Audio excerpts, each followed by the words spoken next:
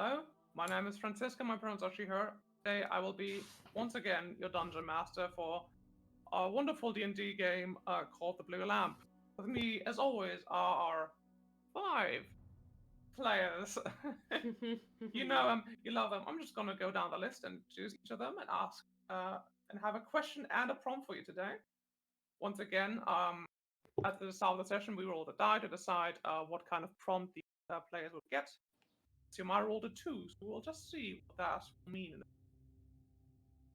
Start with Algernon slash Simada. Both pronouns they them. Algernon, one of my best friends, creative and degenerates, playing a Gorbos Gaslight Gatekeep Wizard. Hi, Simada, it works. I'm sorry, Roll20 works again. I know what did it. it was the gaslight My that did magic it. IT voodoo. I have an add-on that basically sometimes blocks anything that it sees as advertisement for reading screens when I'm on newspaper size, and I think it just blocked the entire website. Nice. Powerful. Yeah, that could work. Now that we're already talking, Simada, why don't you tell me how you're hydrating tonight? Oh, I have 3 beverages. I have my coffee with Baileys. I have some water and some white wine. Sophisticated. Drinking Yeah, out of all the cups today. yes. Your prompt for today, though you don't need to feel that they need to compete today. Gatekeep. Gatekeep. Oh, I love gatekeeping. I know you do. Imagine it would have been gatekeeping. Oh, that's also I mean, very kind of easy the for same me. thing when you think about it. Yeah. Flora, you're next to the list, or Danny rather. Danny, of course, one of my other creative friends and artists, and a constant headache haver, playing Flora, the aloof and self-minded Sorry, Fey give me a Ranger. minute. Danny, how are you hydrating tonight?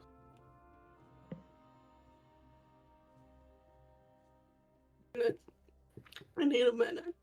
Mm-hmm.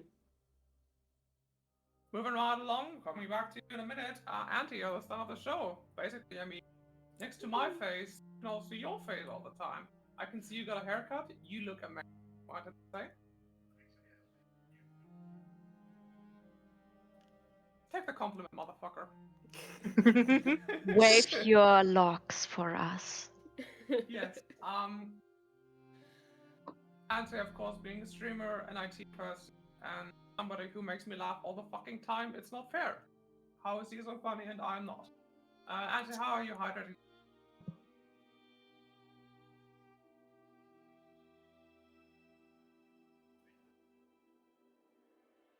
Good. Now that's a pro gamer move. Your prompt for today, Ciceri, who is our good-hearted, little, small-brained Yuanti monk. Give hope to someone who needs it. You got that? Cool, Steve. Just got back from Italy. No, I will go to Italy. Oh. Either way, it's a I advise everybody in Italy. It's a nice This place. is a It's great beautiful country. In fact. Though not as beautiful as Coolster, one of my kindest friends. Playing an almost equally kind half-elf druid called Stacy, who still has a bit of a preference for Flan. How are you hydrating tonight? First of all, I have my Gerolsteiner medium water bottle. Okay. Later on, I guess I need my Red Bull because I only had 4.5 hours of sleep because of my own wrongdoing or well-doing, however you want to put it. And maybe some Spezi. Irresponsibly responsible. And yes, exactly like that. Stacy, you might not be able to heal your own sleep deficit, but heal the wounds of the world. What was the last word? Heal the wounds of the world. Oh, of the world. Oh my gosh. Jeez. Okay, I try. These are all kind of vague and unspecific, just to make it easier on you. Kind of. kind of more develop an arc rather than do something random. Loki, you're humming at me. Loki, of course, has a second life as a streamer. Very Hannah Montana-esque, yes. We get the best of both worlds with him because he's both smart and funny. Aww.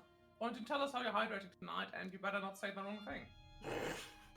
I'm telling you the truth. It's tap water in a glass. The monster was drank earlier, but that's depleted now, so there's that. You pass. Yippee! Azizi, our soft-spoken secret Githyanki artificer. You had a real tough one today. You need to accept change. Oh, impossible. So new viewers might be wondering, so why am I doing this? Why am I going through all of these prompts? The idea of this game is both to make it more interesting for the players to have something to do other than just play the. The other thing is also, I like developing their stories. I like giving them a little bit of a challenge on the side. At the end of today's session, I will see who fulfilled their prompt best of all, and that person will get a single reward. In the past, we've had attribute increases. We've had one free critical, and we had free proficiency. So, without further ado, we can think. For the time being, we can continue on without Danny. Just wait until they're back. We can go and talk about their prompt. So, let me just find the correct playlist. Last session, the busiest day in all of Maracas continued as the party fought a bunch of stuff, rescued Seti's old master, and went on a shopping trip all on the same day. Of course, that wasn't enough for Xiomara, who suggested they break into the vault of the Archmage, where currently a very powerful artifact known as the Blue Lamp is held. Xiomara suspects there's some shenanigans. As they were talking about it, they were met by Cleone, a childhood friend, or rather rival of Seti, now an ally to the party, working for the Skelly Sanctum, another underground religion working out of the Undercity, who have their own designs for the lamp and would like to cooperate with the party. Found the right playlist.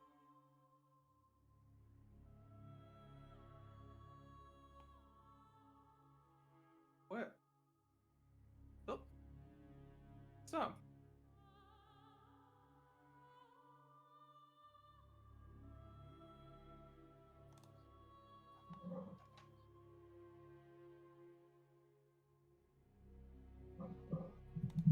Moment.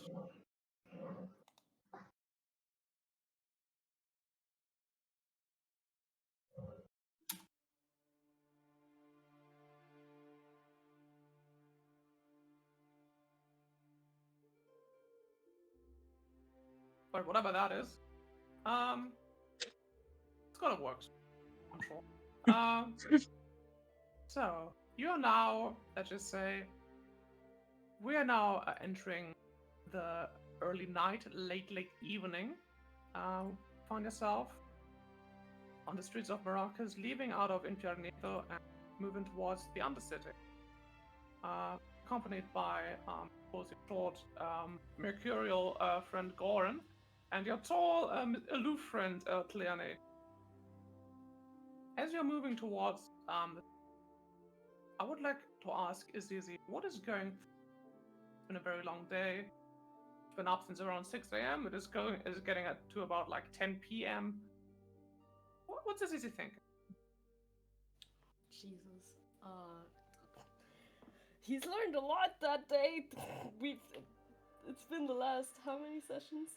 It's been quite a lot of revelations for little man, for little guy. I'm not kind of slumping along with the party, but yeah. still up for adventure.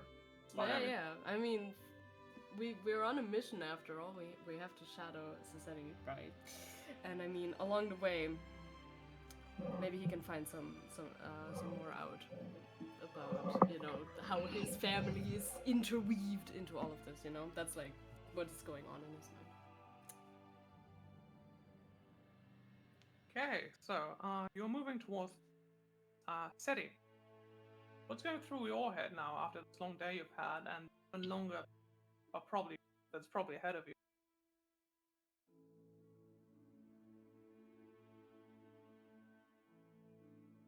Nothing? Head empty, no thoughts.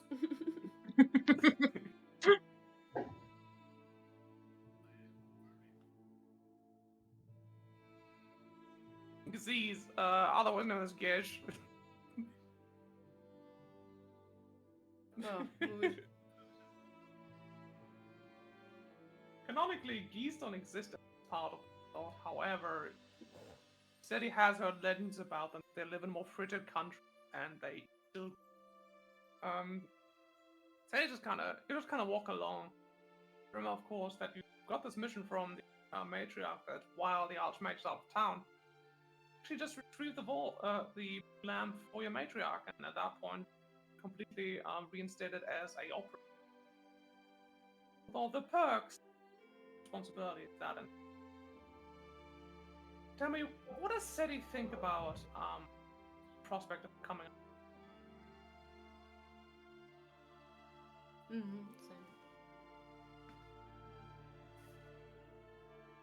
An operative back with the Scally Sanctum, of rejoining them.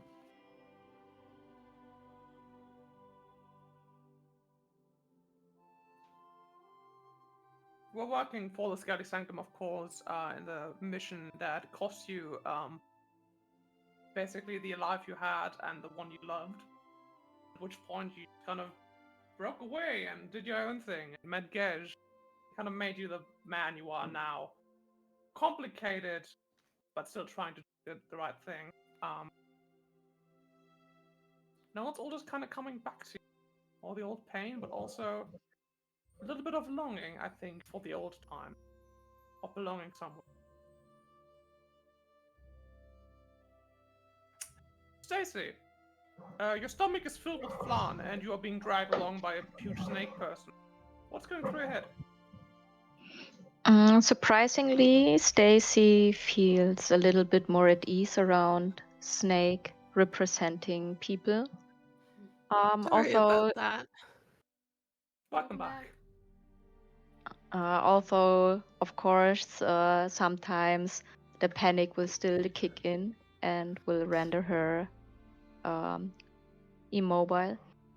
And yeah, somehow she's also wondering how all the dragon shenanigans will come into account. She already tries to channel it a little bit, I mean, but yeah, we will see how this will go. It's not been very long at all. A day and a half. To learn of these powers. Even shorter than that, before then, you gained these powers. Would you like to roll me an insight check? Of course. And Let's I say will it's a also DC. do it with my inspiration. Ha! Sure. Insight. I call it immediately that I want to roll Let's with say advantage. DC 12, you learn something insightful. DC 20, you learn something fundamental. Let's see what will happen. Insight +5. Let's go. Yippee. Roll my die.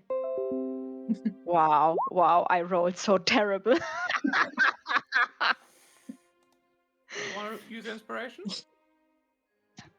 I already did it. Yeah. Oh yeah, it's true. That was already inspiration. Yes. Oh my god. Unfortunately, that just misses the DC. Yeah. Well, Ceci, it happens. You're being dragged along by the snake person. Of course, not being physically manhandled. Kind of one long, and you're wondering how it all fits together with you being a dragon. Realize maybe not so much.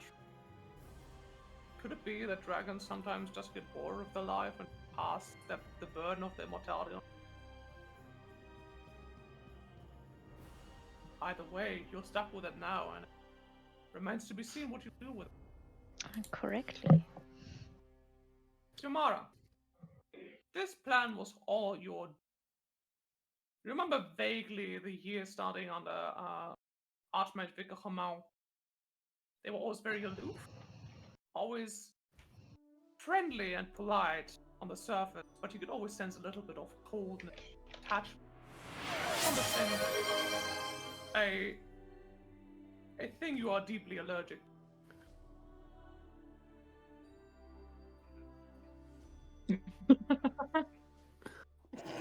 I Not the refuse. release. I refuse. I I'm think- not a streamer. I think it's fair if we just give those points back to Septic, and maybe I can sing something for you later, Septic. Sing to me, my angel music. Not now. Maybe when I'm not like sick. Xiomara, I can only sing like the most heinous songs right now because I was on a Hallenfest yesterday. Aw. Let's hear it. No, I'm kidding. that's fine. Fuck, Let's move ich on. bin schon wieder voll wie der Ozean. Okay, guys, we have to move on. Xiomara, Penny, for your thoughts? I do not trust the matriarch as much. Like, I trust him as much as I trust the archmage, which is not a lot. And I think I definitely do not want to leave the Yuan-Tai out of my sight because maybe they are right. Maybe they do have better safety precautions than the university has. But I would rather the whatever we find in the vault stays neither with them nor with the archmage, and rather with me, a better person. Okay, you think you want to keep the lamp to yourself? Yes. Give me a wisdom check. Wait, Call it where a are DC my 5 checks? for one thing and DC 15 for a special. Go, let's see if it takes over. Yeah, it's an 8. I'm not very wise. Many people have struggled, died, lived their lives seeking and protecting this lamp. But you're better than all of them. Yes. None of them were you. After all, why shouldn't you? That's what's going through your head right now. So, let's say it takes you about half an hour to get down to the Undercity. Of course, Cleane being deft operative that they are, shows you a few shortcuts. Just almost all of you. Stacy, of course. This map is huge. Awesome. Of course I'm tiny. So, you arrive at the Sanctum. As if somehow she knew about this already, the matriarch, this tall, beautiful, one-tier abomination with 3 arms and 3 eyes, regards each of you arrive and smiles at you specifically, Somata, as they say. Ah. Hey, Charles said he managed to get himself some help ahead of him.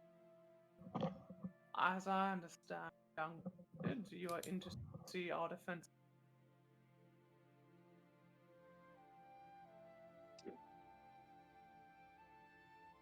Is it? My Wi-Fi to completely cut everything off. I'm so sorry.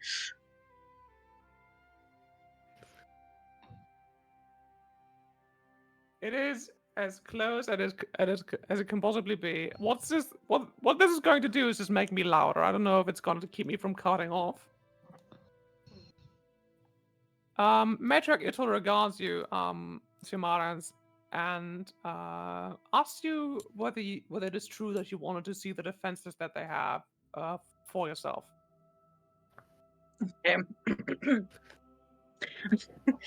Well, I I incline my head a little bit. It's like a fake bow for greeting, the one that you do when you're not very serious about it. Well, yes, of course. I have been told that you were the earliest keepers of the lamp. And before I can trust you with it, if we were really going to do this heist, I would love to see if you can keep your word of safety. You pose a very interesting conundrum here, Shimada. There are two things you need to know. For one, we've kept this artifact safe for many, many centuries. Before freak incidents took it from our grasp. We have spent years trying to locate it again, and now we are this close. And they raise one of the three arms. This close to obtaining it once more. With or without you. What gives you the impression that your help is so essential to us that we need to ask you for it? Well, I do not know. Do you know the Archmages? I know them. I studied under them for years by now, I believe. I know where the vault is and what is in there that can defend it.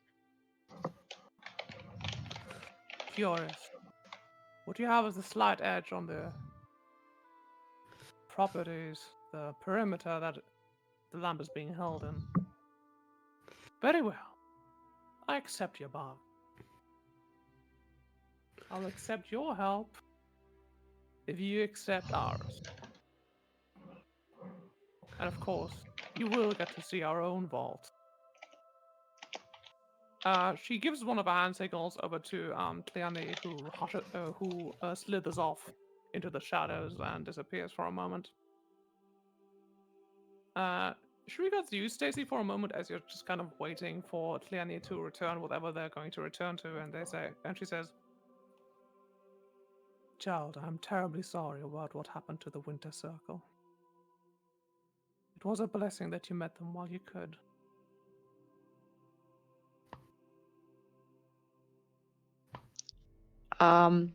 Stacy's face is like, die Gesichtszüge sind ihr entglitten. I don't know how to call it in English right now. She's got a completely shocked expression, you might say. Yes, a completely shocked expression, and she tries to get her composure back real quickly, and she's like kind of blurring out a little bit, and it's like, "Oh, what do you mean? It's just the elder passed away from Yes, of sickness." Mother Anna, we were good friends, she and I. I've known her for many, many decades. Of course, we all knew this was going to happen eventually. Us mortals, of course. Our time is limited on this. It's just... I think the land is going to miss her. Or somebody like her. I don't know if her apprentice has the stuff. Then again, who does? She chuckles, affecting, if you will, humor or warmth. Though she's probably the most reptilian person you've ever met. Including you, City.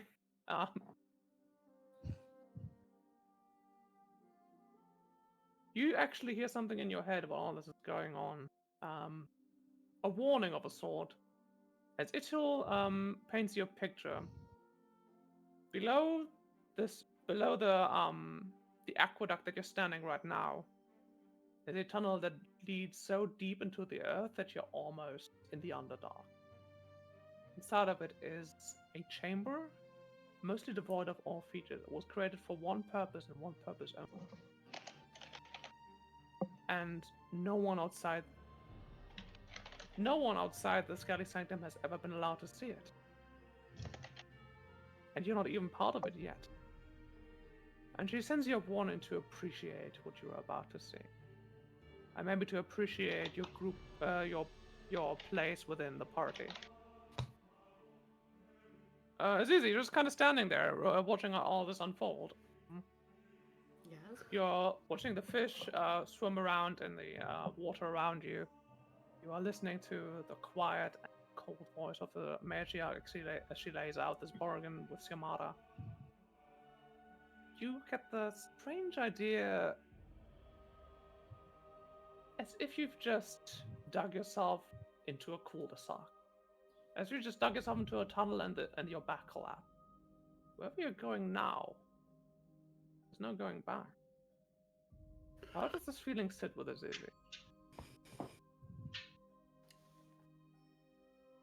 As the awareness dawns on him, he has this.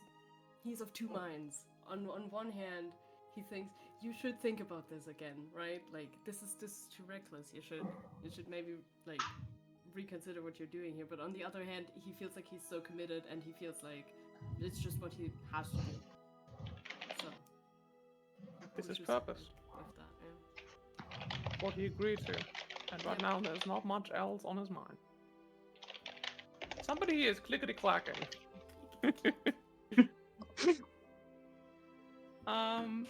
Right.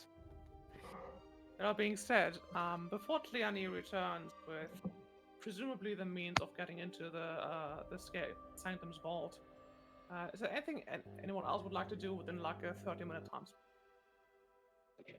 Is there any way to get a message to Flora to meet us at the vault?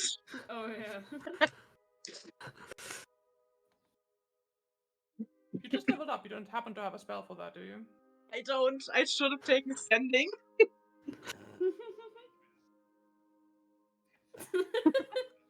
Speed. Better than talking to a snake, maybe you could talk to a snake person. Maybe one who could organize your friend to be. Okay, who do you talk to and what do you say? You're standing here in the aqueduct. There's a few operatives standing around just kind of doing paperwork, kind of preparing gear for the heist ahead of them. Quiet night. The first time in a while.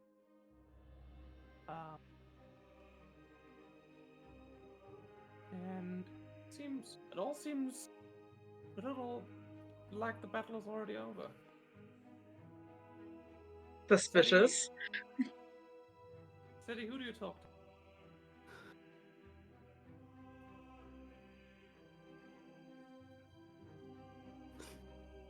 You walk up to a messenger. You just see this pure blood like you sitting at a desk. He's got like spectacles on. He's hunched over a bunch of paper. He's writing like a fountain pen. He's up and you says, "Hey, hey, brother, what can I do for you?"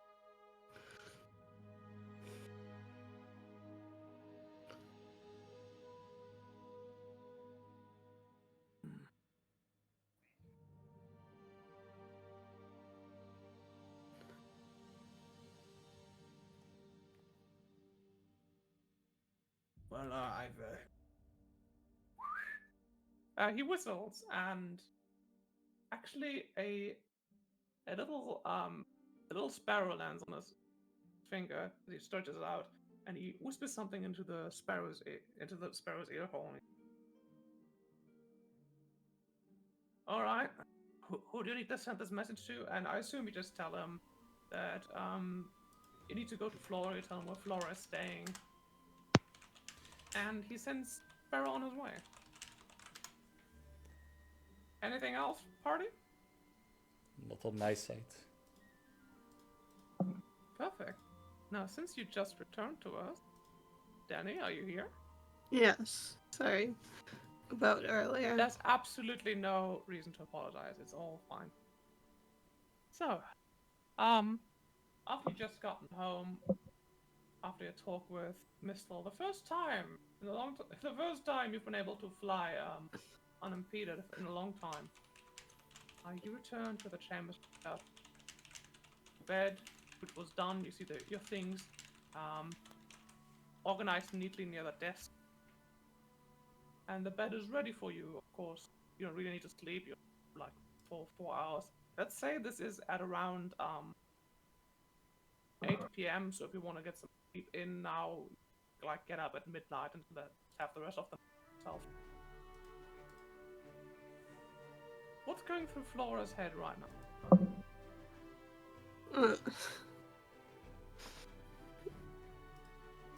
She's probably thinking about like really considering about like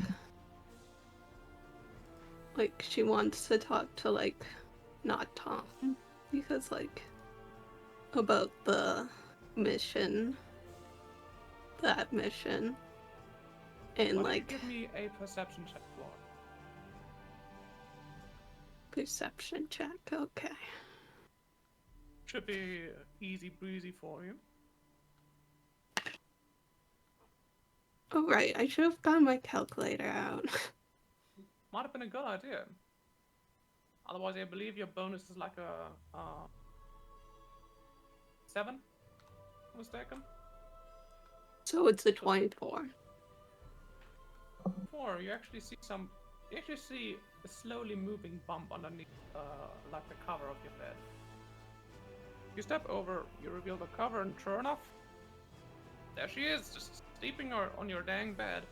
You're not entirely sure how she got there, but then again, you're not entirely sure what she is. But there she is. There's not Tom looking at you through big black eyes and falling back asleep.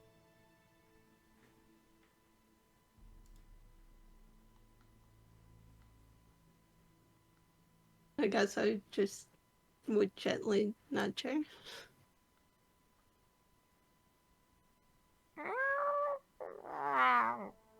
You hear the voice in your head say, hello, Flora.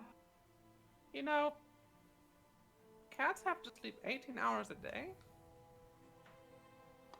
So Messed you're up, not isn't it? exactly a cat, are you? Well, of course I am a cat. What else would I be?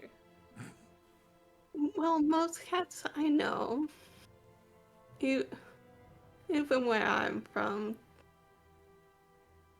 they don't exactly cast magic like you do. Well, if you knew cats any way that I do, you would know that they are all magical. Well, I'm assuming you didn't disturb my rest for nothing. Believe you might be involved in a deal that I made. Involved? Eh. Meow. Wouldn't that be something? Mm-hmm. And She gets up, she stretches her little cat body. And she wags her tail a little bit and nudges her head to the space beside her, and she says, "Why don't you sit down and we talk this out for a moment?" Mhm. You sit down. She sits on your lap, starts kneading your leg, and goes, "Right, so what kind of deal did you make anyway?"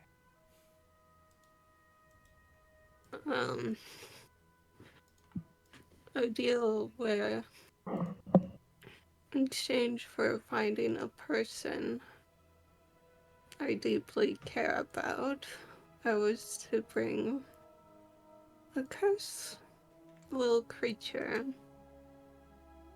to this bird creature who, I believe is related to Finger Eater. And I Find someone to believe find you someone, might I be that cursed little creature. An interesting proposition. But you haven't caught me yet. If this person is so important, why haven't you? And I also haven't found my person, but I am close to finding that person. So you're And worried I you'll have would to catch me. I would much rather I know you have seen into my thoughts. I suspect you know where I truly am. I don't know anything. I'm a cat. Well, I do know one thing. If you truly care about her, I think you shouldn't let anything stop you. I myself have my own quest. And let's just say, we will burn this bridge when we get to it. And she just curls up and rolls on her back while she's on your lap. What do you think of that? What do you think on that? I was going to suggest perhaps we could work together and perhaps find a loophole that benefits us both.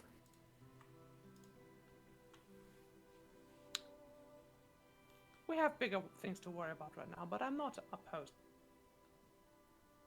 Suddenly, she gets up and puts her claws into your leg. There's a bird somewhere! There's a bird! Don't you hear it? At the moment, you hear a little thunk as there's as a sparrow gently bumps against your window. Which is strange, you know, they're diurnal birds, they don't really come out at night. But this one is just hovering above your window, seemingly waiting to let in. Also, before that, did I get a long rest, by the way? Because I accidentally, before, put in a long rest. And, Yes, you did get a long rest, it's fine. okay. Because I would have accidentally have put in the spells. Oh, it's recovered, and putting that back would have been a pain. It's So- fine. Let's just say it's like midnight-ish. Been getting a little bit of rest, of course, you know, to sleep per se. At some point you start talking to not Tom, and then you heard the bird hovering at your window. What are you gonna I do? open the window. Flutters in and it like, what do you call it when you have a bed and there's like 4 pillars and a little roof on top? I used to know it. Is that a He lands on top of canopy that. bed? I don't know. Canopy, yes. Yeah. He lands on the canopy of your bed.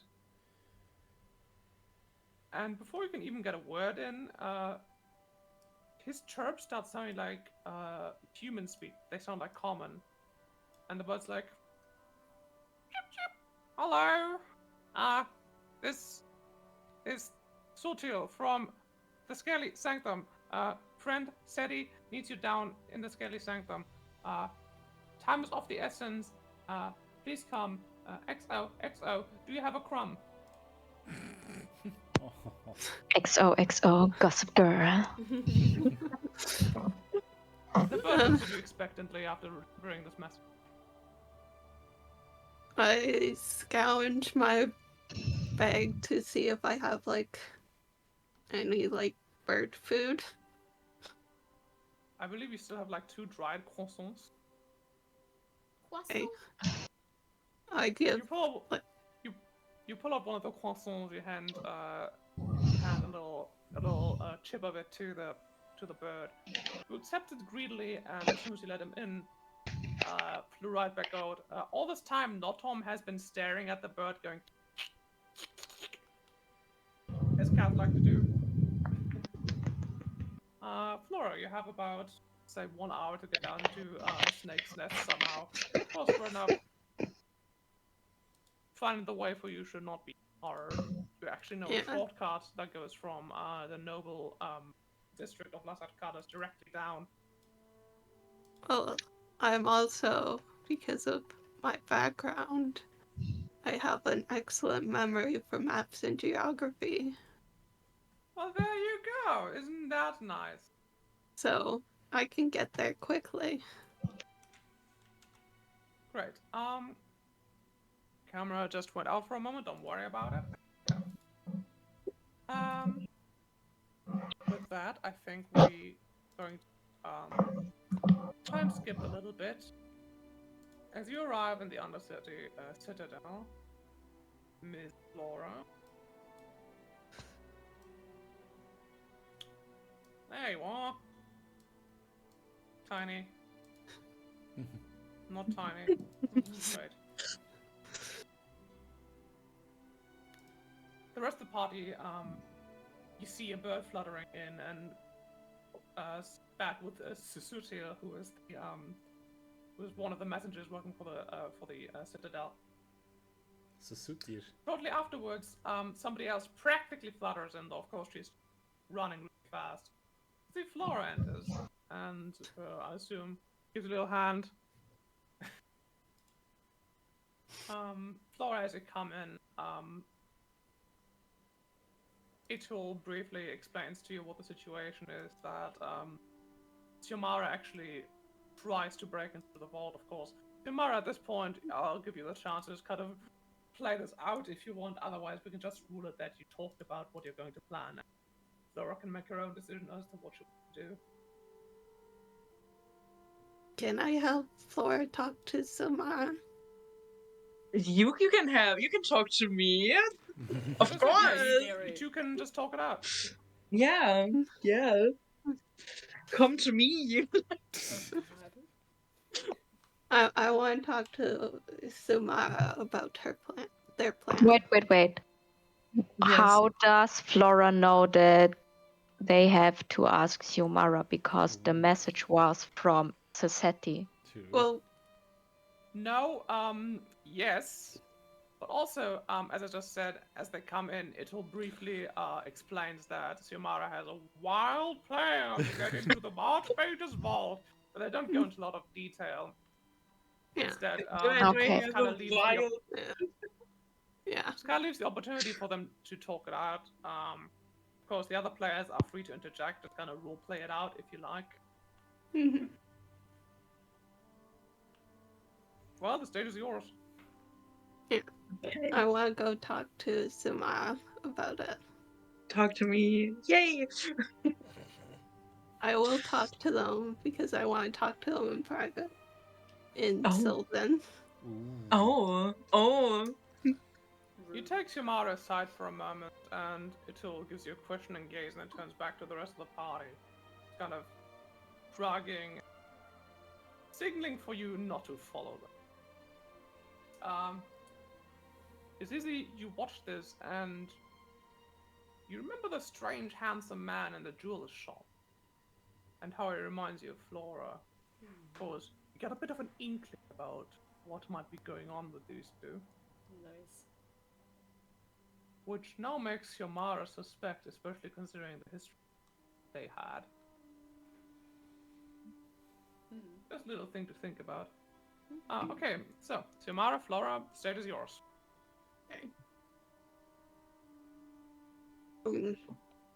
So, so I've got an inkling of you want to break into the Archmage's vault. Yes. And you are sure that the blue lamp is there, correct? 100%. Even though I have to say, this is also mostly to make sure that they didn't take it with them, because I would trust them to simply take off with it and leave us here stranded, chasing shadows. Yeah. Why exactly do you want the blue lamp? Now, who says it that I want it for myself? I simply want to see, I want to know.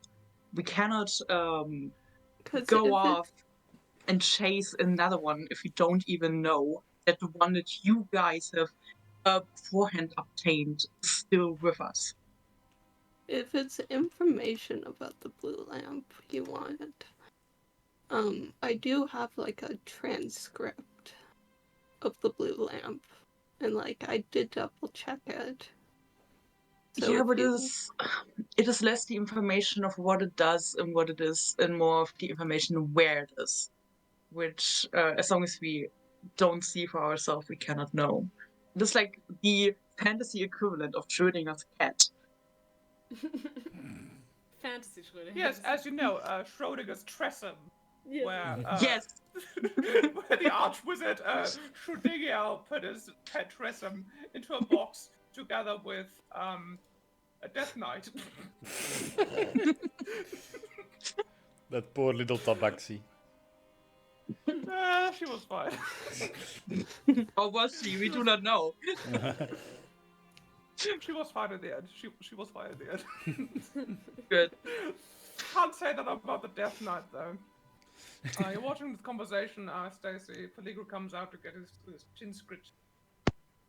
Once again, you get a cold breath coming out of the lung, kind of catching your mouth. As you hear them talking in Sylvan, you almost get the idea that you can understand them. Of course, this isn't the first time the two of them have just kind of stood aside doing their own thing. It's getting a little bit suspicious to you. Of course, Nashu, who now is a part of you, similar suspicion about what might be. Why don't you give me a Interesting. charisma saving throw? Oh, okay. Charisma saving. Hate it here. I'm gonna tell you why I'm having you roll this. Charisma, along with being your ability to influence others, is also Oh wow, of self- course. also has to do with self-understanding.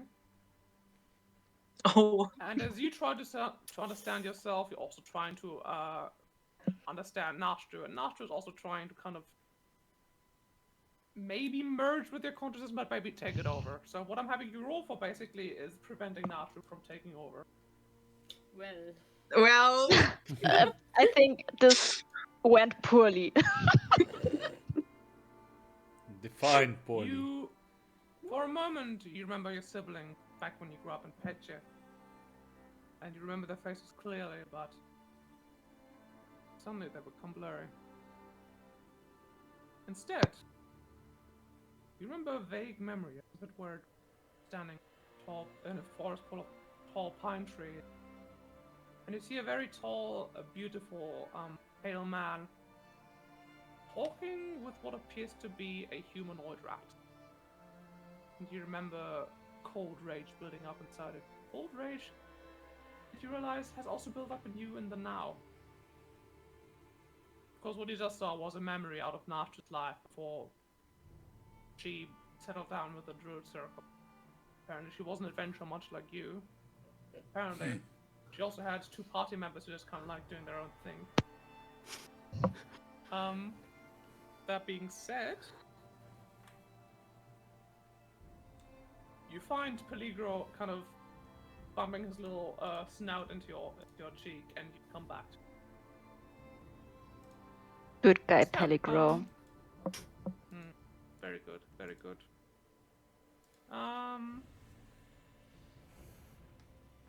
Stacy, why don't you add to your character sheet that you can understand Sylvan, but not speak it? Ooh. Right, so Flora and Xiomara, is there anything else you want to talk about? Yeah.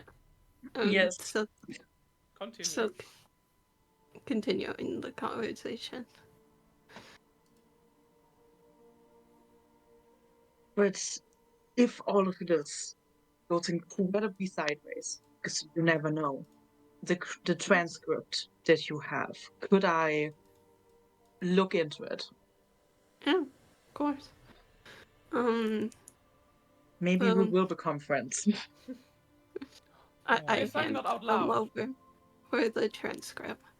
My people have a saying. There's a cost to everything. Are you prepared to pay it? Because if this heist goes right or wrong. I believe that depends on what the cost is.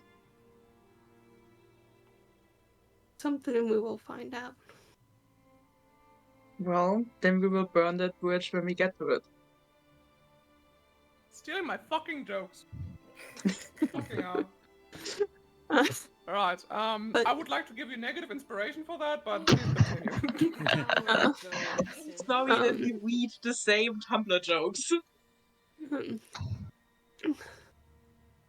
I do believe I can help you. But it will come at a cost, because there's risk to myself. I can help you. I can disguise myself as the Archmage. I can mimic their voice and disguise myself as the Archmage. I believe this will help us get into the vault.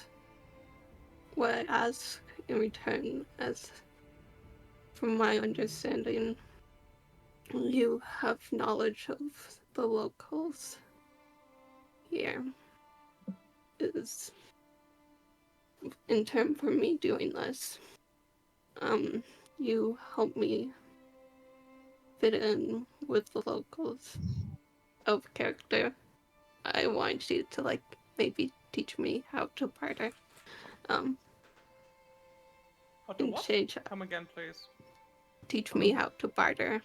Teach Okay. me how to blend in locals. Something like teach me how to barter.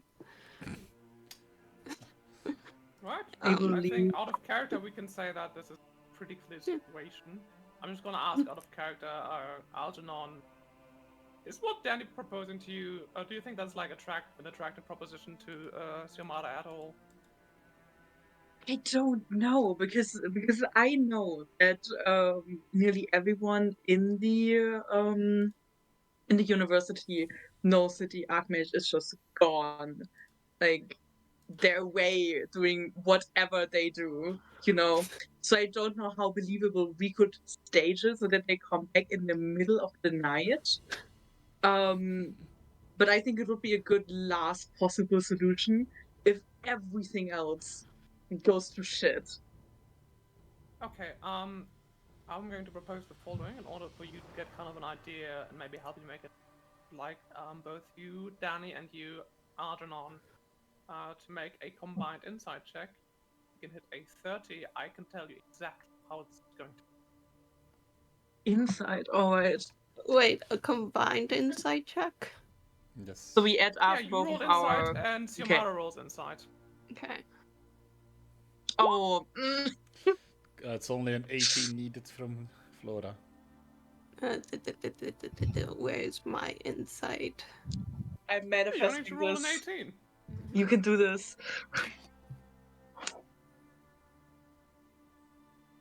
Also, Xiomara, Oh.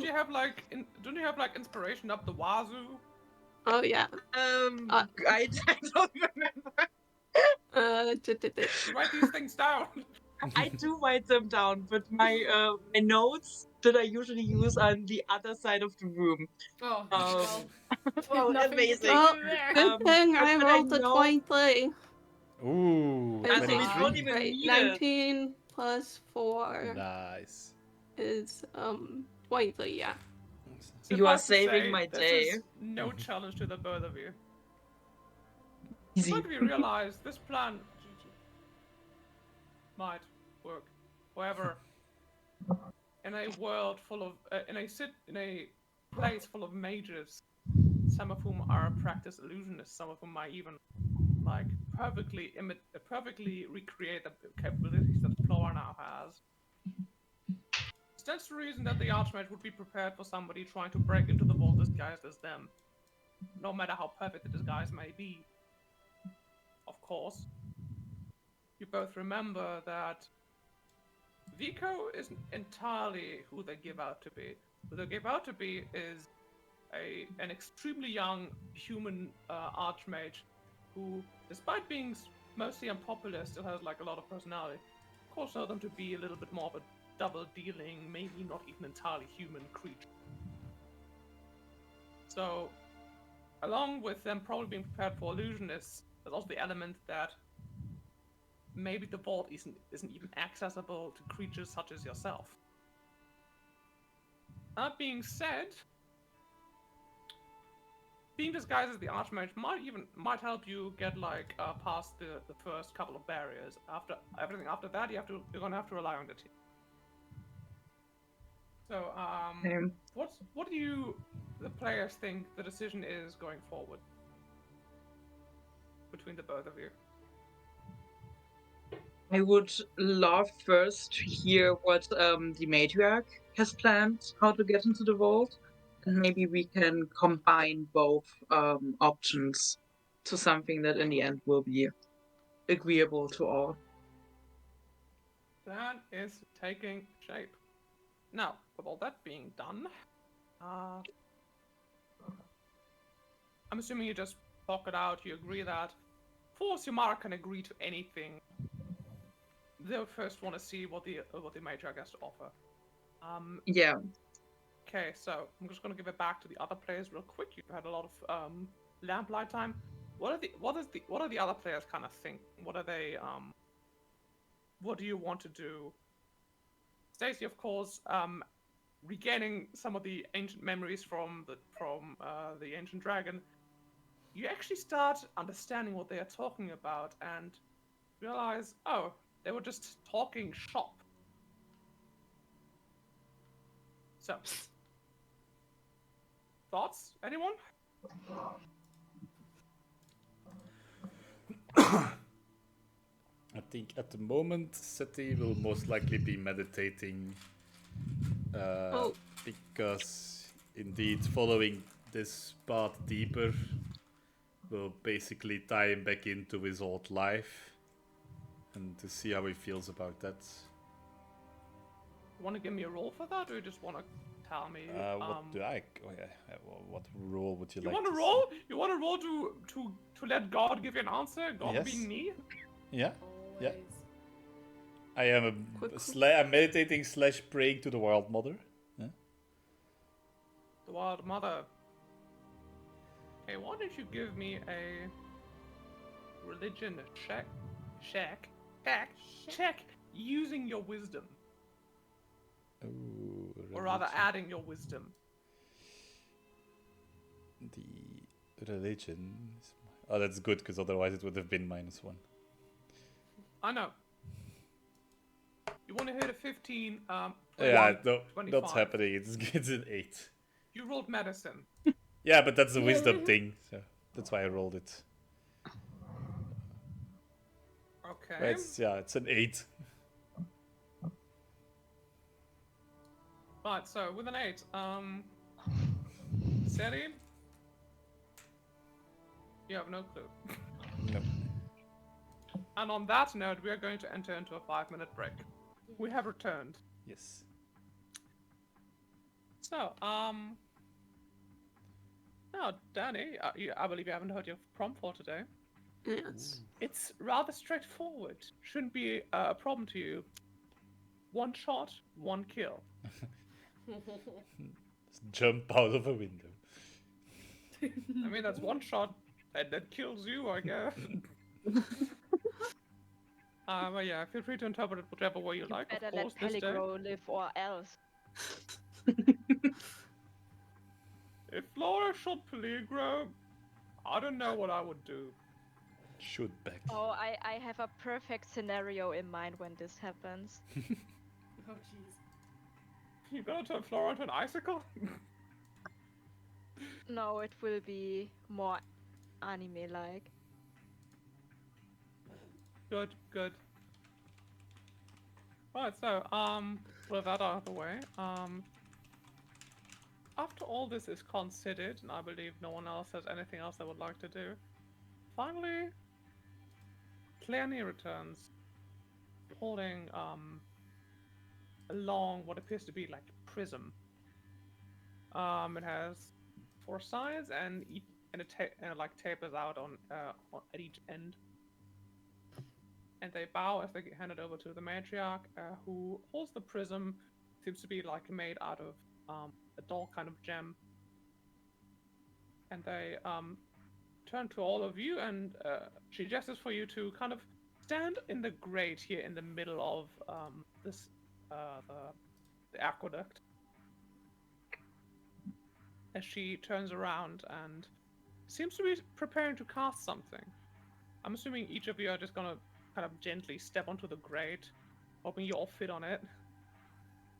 Gently, yes. Gently. Gently. You know what's going on here. Goran is actually going to stay back for a while. They're just gonna sit down and look at you like, oh, it's gonna be interesting. Clearly joins you. What do you want to do, Flora? Want to step on the mysterious gray. You want to step on the mysterious grid? Good. I thought you were gonna do something wild again. There are no windows to jump out of here. There is the water. I think Flora would be a pretty good swimmer. I, for one, think she would be a pretty good swimmer. That's my truth. She has her water wings. I don't have my wings right now. Damn it. No, I left my wings at home. I left my wings across the room. I can't get them. True. Didn't mind me. Just a little bit of elbowing my players. Everything turns black as you all are transported deep below the earth. You saw, last thing you saw was It'll raising the prism aloft, casting some spell, kind of mumbling under her breath, ancient abyssal chant, and found yourself in a plain, kind of orbital chamber. You could see rib-like pillars at the walls of them, just kind of leaning up, similar to the tunnels down in Assistant. But these look a little different. They look a little more organic. I can see the ground is actually made of this beautiful dark gray marble, veined through ever so subtly with like deep purple veins. And you all come to is kind of lying down. Each of you just gets up. You can see it's dark in here, but not too dark to see. The veins in the marble actually emitting a little bit of purple light. Quick question: would Stacy know about the marble stuff because family backstory?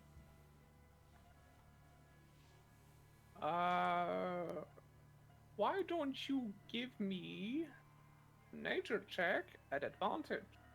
Nature. What will happen with my die? Oh wow, it's nice this time. Yeah. No. Well, This is no marble you've ever seen. Some strange, perverse kind of rock made to look like marble. When you touch it, it's actually warm, like granite that's been out in the sun. It reminds a little bit of feeling snake scale. And it's completely smooth. This is abyss marble. Rather than being a mineral or a rock or something, or like a fossil, it is a living thing. It is not widely known very much. Of course, the abyss is a very uneven place. It doesn't make sense that something so rigid comes from there yet.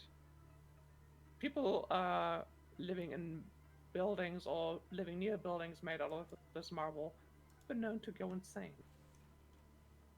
Not just go insane, but also lose the ability to calm. So, we move along. Notice Cleone is actually, or rather, they would be kneeling if they had knees, and they're just kind of inclining their head and touching the forehead to the ground. It seems to be a very sacred place to them. Seti will actually notice you described your patron god as the Wild Mother. Second, of course, as a 1T, you know there's something even deeper for you. The god that claimed you before you ever. You're very close to that god right now. Stacy said that's kind of what you notice. You see, appearing slightly larger than before, with slightly more demonic expression on her face, the matriarch now spreads her 3 arms in front of you and says, "Welcome to the inner sanctum." Be warned, however. It is not many people that come to even among all. Even fewer live to tell it. Trust you know when I'm giving you a secret.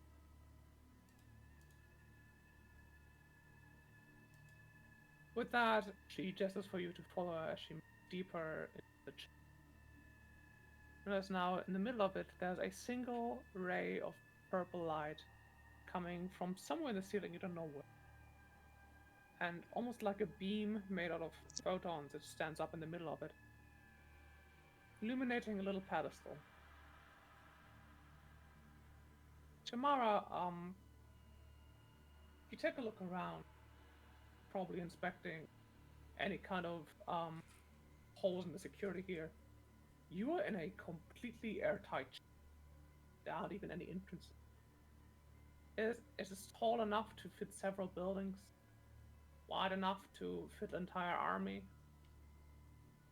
Everything could be about. There's something at the back of your that recoils at the sensation of the place, and you actually feel a little bit of pain at the upper corners of your forehead. Something you haven't felt in a long while. So as you're following this even stranger snake lady, what is going through the party's heads? I'm actually wondering, I've never been here or this close to the inner sanctum before, right? Correct. Is You've this heard legends about it, of course. No one is allowed to actually talk about what is in here. It's not the way your presence here is sacrilege, yes? Is it something that's like in the realm of I am probably even the first pureblood that's ever set foot here? Or not that far? Long while ago, we actually knew somebody called Cleric Zuzzle, who was actually one of the few fully fledged like priests of the Scaly Sanctum. She was a pureblood like you, and she was older than most everyone you knew. Maybe even as old as the matriarch, and at some point she left on some kind of mission. She was a pureblood for one. You've known a couple of fully fledged operatives who've been purebloods. All of them have been extremely hard workers, of course. As you know, the serpent blood, the gift of Mershulk, is extremely thin in people like you and them. So to prove yourself as a true snake, you've always had to work more. It's just one of those little unfair things that you come to accept in your life.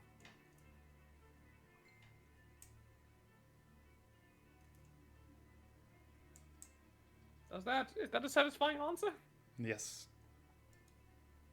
Right. As you approach yes? I also have a question. Would I know exactly why I'm starting to get the headache, or when I last felt that? A long, long time ago. This was before your father gave you the ring. You hadn't really been outside a lot. Most of the time it's after dark. Father has been ashamed what you are from what you can tell for a long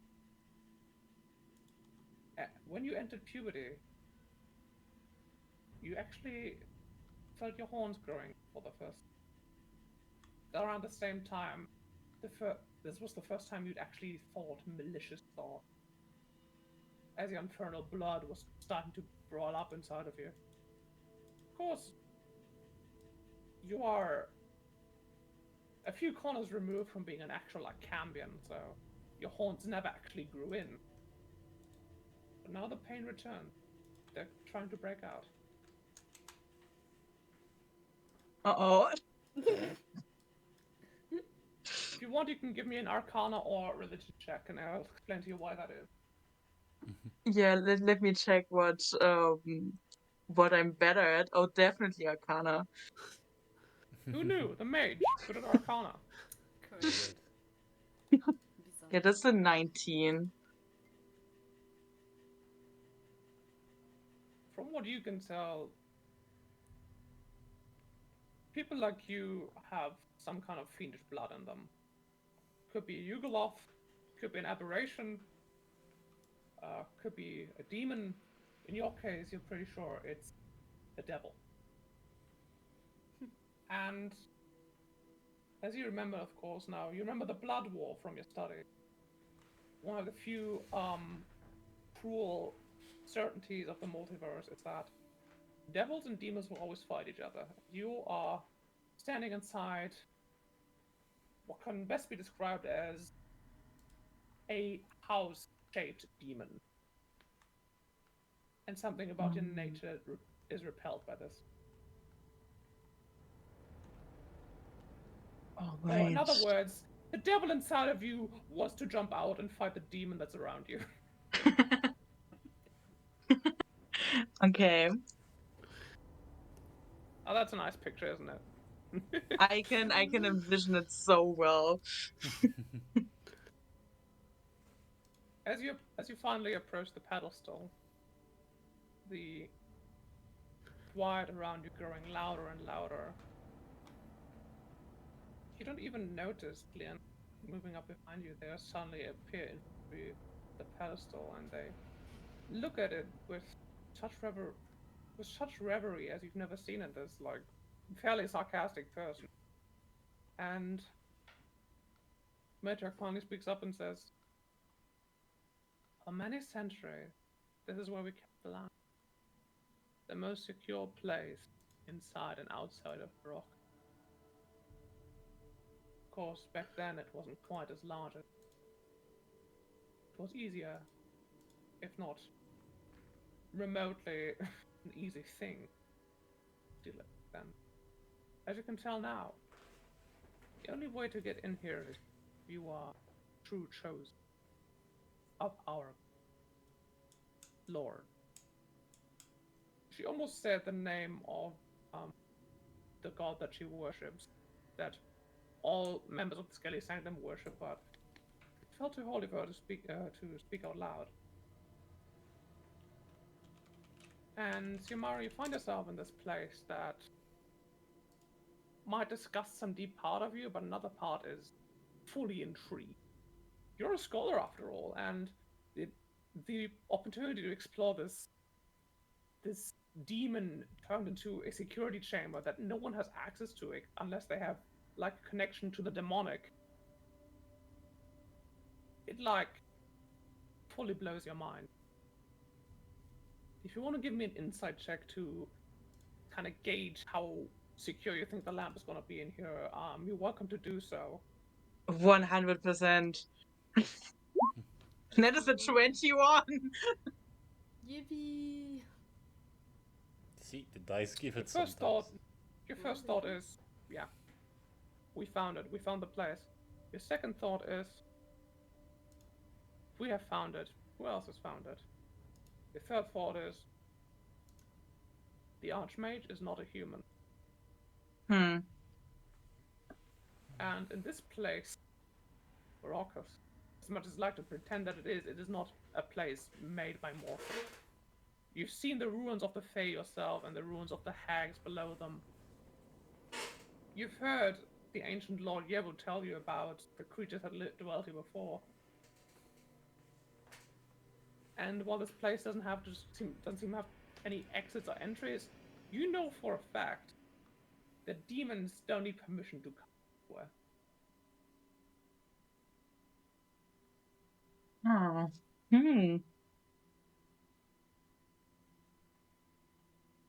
Well, I'm writing it down. Wait. Give me a second. it all regards the pedestal with the degree of respect and veneration. Flora, of course, this place has an aura and a smell altogether different from everything you've seen so far. You've whiffed a hint of it down when you were in Michur. You've whiffed a hint of it around the Archmage. It smells strangely, of lavender, mixed with rotten flesh. You know that this place is powerful, strong, and ancient. What's going through your head right now, Flora?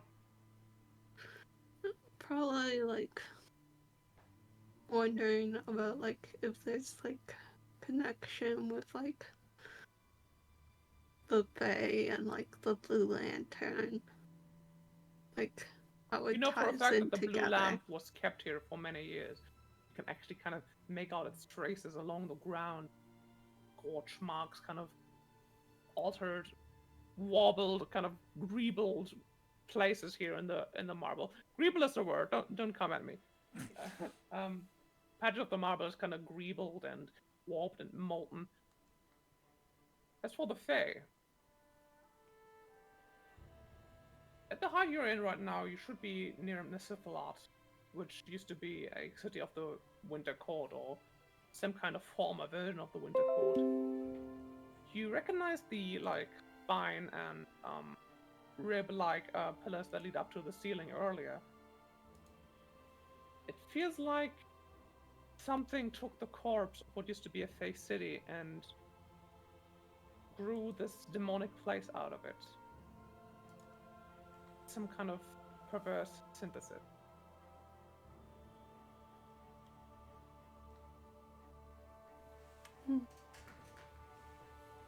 Well said. Well, about what? At this point, I would like to give all of you a skill challenge. Just kind of prepare for the heist itself.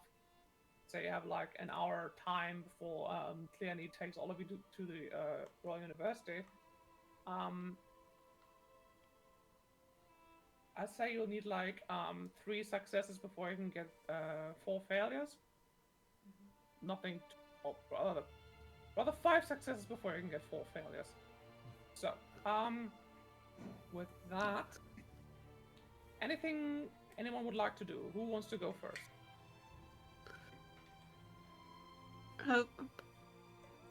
Have we decided whether I'm disguising myself as the Archmage or not? No, you haven't. You're free to figure that out now. Amongst yourself as players or as characters.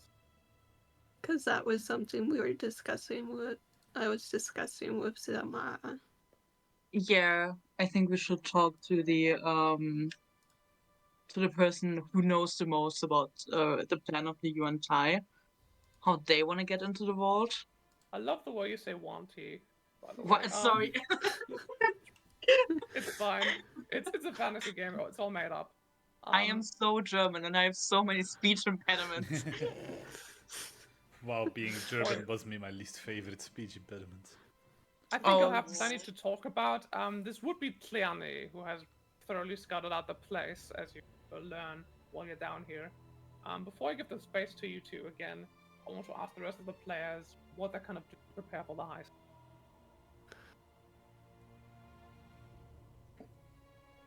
Well, the others can also join us, by the way. We can talk normally about this one. Okay, if the whole party just kind of wants to talk it out, you're free to do so. Talking it out is a good idea, since but we don't know. What Daisy would do is, in her head, it's like, okay, so many snakes, one step, one step, one step. But she also recognizes that this place is like a holy place, and compares it with the inner sanctum druidic circle. So what she basically does is she's down and tries kind of connect with the place and vibe and replenish her connect. What a absolutely brilliant and in character thing to do. Stacey, tell you what, why don't you give me once again a nature check if you like. You can also make this just a straight up wisdom check, or if you like, history.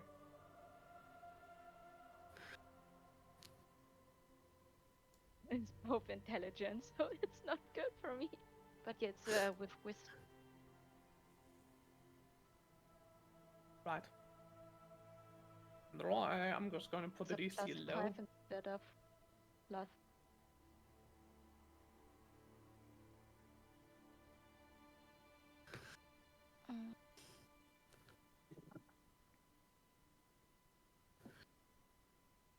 Right, so just put the roll in chat. I'm just gonna go through the players. Oh. Yeah, I just roll it in D20. Good idea. Somebody snapping their fingers. Maybe. Caught. Oh no. That was what I missed. Right, Go go sit in on. the corner. You have an answer for me, don't you? You desperately want to be like, teacher. Okay. But I would Loki, stay go with a nature check, not a history. I think nature is more fitting for the thing Stacy's. Stacy's whole vibe, you might say. Yes. Loki, go ahead. Lay it on me. What are you thinking? Well, me, the player, doesn't really know our plan yet. Obviously, I think. So you just kind of want to wait until a plan has materialized until you know what your part in it is. Basically, yes. Yeah. Like, Azizi would probably just go over to join the conversation as well and ask, like, okay, how are we doing this? All we doing? We have the four of you, Stacy, Shamara, Ciceri, and Zizi standing off to the side with Cleone. Meanwhile, Stacy is sitting off to the side, just kind of connecting with the inner sanctum. Ciceri, what's your angle? Go on. Don't tell me you're not thinking nothing again. No, I am actually. I was thinking with my prompt, but I'm not really. There's not something really around me that's doubting, except maybe Seti himself. So he's. I mean, you're someone. Yes, so he's like a bit half loud, like not loud, but like half audible, whispering the teachings to himself to calm his emotions and to keep himself cool and focused. Right. Once again, religion check. It can't possibly be worse than the last one, can it? It's the same. It's an 8. It's not worse. We'll get back to that. In the meantime, the other three of you, the stage is yours once again. I'm guessing it's also my stage since I'm Cleone. Okay. Yeah. Funny how Go on, don't be shy. Start talking. Start talking. Okay, I will just start since I kind of brought us all into this mess. It would be great if we had to work together, if we could figure out what exactly your plan was, because I have been enlightened with new ideas, so to speak.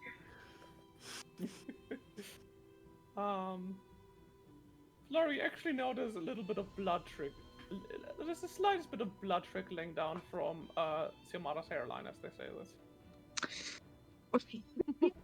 Out of here. Of course, they wipe it away before you can comment on it. What do you say to that, Flora? I'm not going to say anything. You stand like this? You're like, right. I'm going to let, Sayo take the lead. Cleone turns to you, Samara, and says, I have procured a few schematics of your Royal University. I was in the area, let's say. I have them all with me right now. If they just hand them to you, say. I've identified all the security systems, years and years of invoices that went into building the vault. There are some straightforward elements of it and some less straightforward ones. We have the whole entrance to the vault is segmented into 2 corridors. The first corridor is made up of a door with a near impossible lock. I've cracked it. A room full of motion activated fire traps, state of the art really. Vika must have pulled some connections with the Artificer skill to pull that off. Should be easy enough to deactivate if you have a skilled Artificer with you when they look down at you. No. Susie. We have. Should be doable. The second door is going to be a little bit more tricky, but I believe if we might even be able to just blow it open if we. Other than that, we might just have to spend a bunch of time trying to crack it up. The second room is a little bit more tricky. I've never actually designed. There's a whole pipe system that can fill the room with near-active gas that can disable your nervous system, basically. That, and of course, the Vault Golem. One of the most expensive pieces of security I've ever seen. I wouldn't dare cross my blades with it, which is why I'm hoping that you'll come to me. Rather that you are well equipped to handle it on your own, yet, depending on how things are going. They're just over to the city. You might be aware that this is also a mission for him to prove himself and become a fully fledged member of our operation. Of course. The door number 3 will require something truly strange. It does not open unless the proper password is spoken. And it comes into contact with demon issues. I don't know how the Archmage does it if they just carry a vial of it around with them at all times. Highly volatile liquid, so that'd be surprising, but then again, it is the highest security vault in the entire city. They just kind of lay out the schematics down on the ground, and they just kind of point at everything as they go explaining it. You have a pretty solid idea of what you're going to do once you get to the vault. Now the only questions remaining is how. So, let's go. Okay.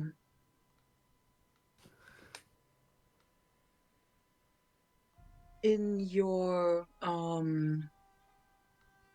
experience, would it help if we have someone with us who can make themselves look like the Archmage with very skilled illusion magic, of course? Interesting proposition to sure. Especially if we get caught in the middle of it. It might be very good to have someone with us that can fool other people. Granted that we survived this whole thing, yes, it would be prudent to have an alibi. Yeah, well, let us think positively for once in our lives and say that we actually do survive this. Right you are. The golem, I've seen it. It has been told to me that it will be reset tonight, so we might have a window of opportunity. But I do not know when exactly that will happen. I don't know if we can rely on that, but it's definitely something to keep in mind. Yes. Let's keep the disguise angle as a last resort. I agree. Right. Might we get out of this inner sanctum before we discuss further? I would, of course, love to explore it, but I also do not want to intrude on your sanctity any further than we already have. Leonie turns to all of you, giving you kind of a questioning look, see if that's alright with the party. They turn to the matriarch.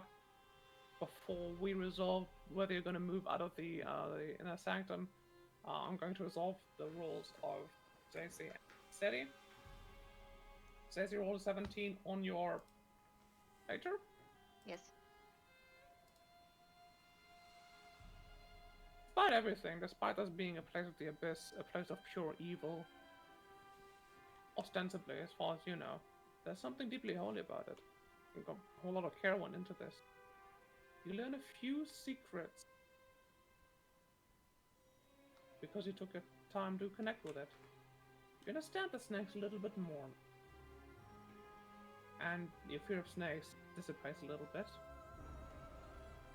Being said, you also get a little bit of the abyss coming into you and affecting you. And why don't you add to your character sheet that you can read abyssal? Only read. So far, Ooh. Better than nothing. I take it. take it. My camera, once again, I'm just gonna turn off. Stupid motherfucker. Camera being Steady. annoying. You chant yourself the canticles of the Wild Mother, remembering your connection, your place in nature, and that you are but a small figment. It only helps to make you feel smaller in this deeply unnatural place. And the image of the Wild Mother you once had, of this nurturing mother, slowly replaced by strange visions of a python eating its own egg. Sometimes, even a mother can be terrible. Nonetheless, it fills you with a little bit of purpose. We have one failure and one success. So far, so good. I will just turn it to the rest of the players. If you're ready to leave this place, kind of talk about something else, talk about somewhere else. In that case, you will just move on to another place so you can keep talking about the heist. Wait. I just want to confirm. Am I turning into the Archmage or not? That's the last resort, I think, is what Liani and Samara agreed on. So I am turning into the Archmage. You're turning into them if you get caught. Okay. Because it does take an action. Yep. I will hide you during that action. If necessary, Under your yes. like cloak thingy. I'm gonna stand in front of you with my arms wide, super Posing. not suspicious. I mean, you do have like a cape and a poncho. You just kind of throw the cape over Flora. All right. That being said, Clearly rolls up all of the documents, and they signal to Ittol, who nods slowly and raises the prism aloft again. And after moments of darkness, you find yourself dizzy, kind of disoriented, but soon finding a footing back in the Scaly Sanctum, where you can continue your plans. So I'm just gonna go down the list again, just ask each of you what kind of check you want to contribute to the skill challenge. Starting once again with Zizi, since you start with an A. Yippee! At the very top. Let me see. I mean,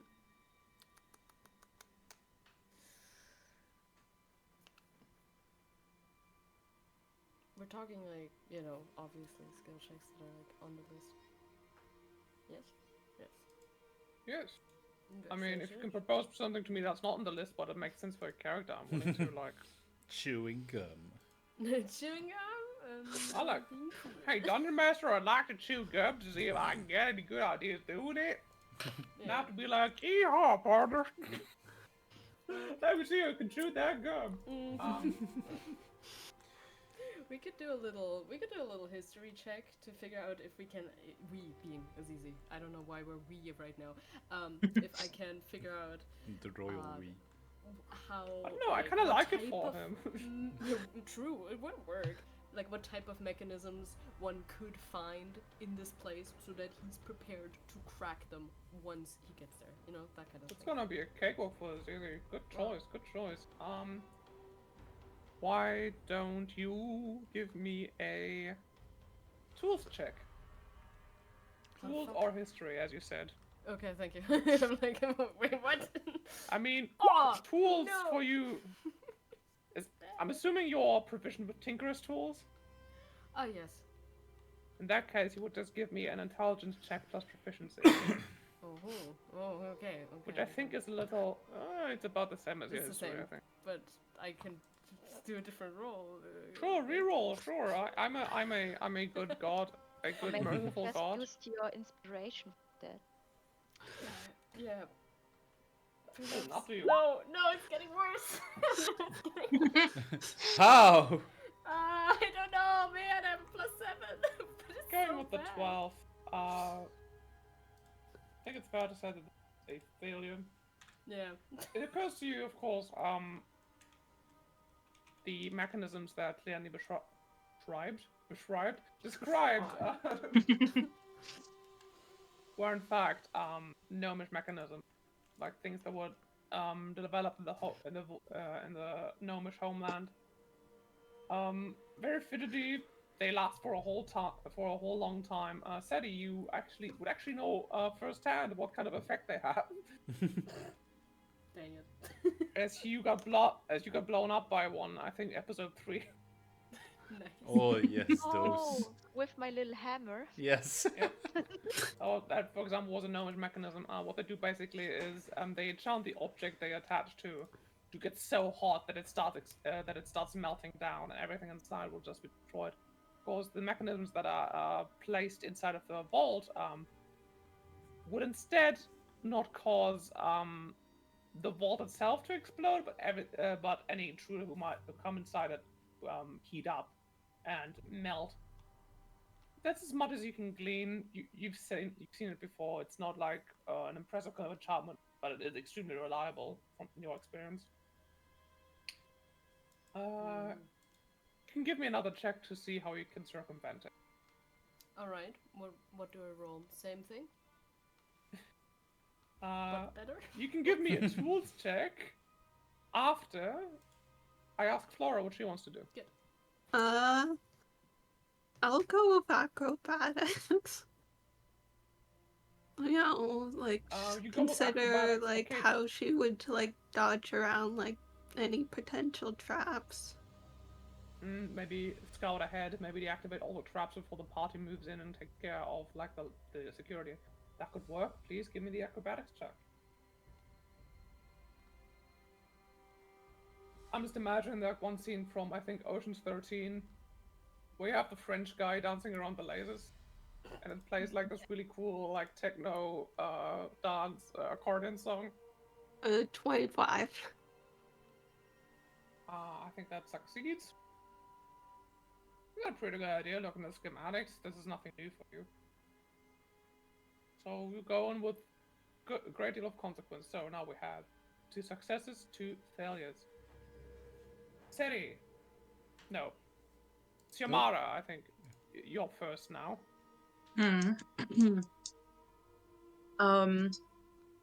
Yeah, I'm asking myself 2 things right now. First, is there something that can help us against the gas, like if we triggered, that could help us not breathe in as much as we otherwise would to give us more time?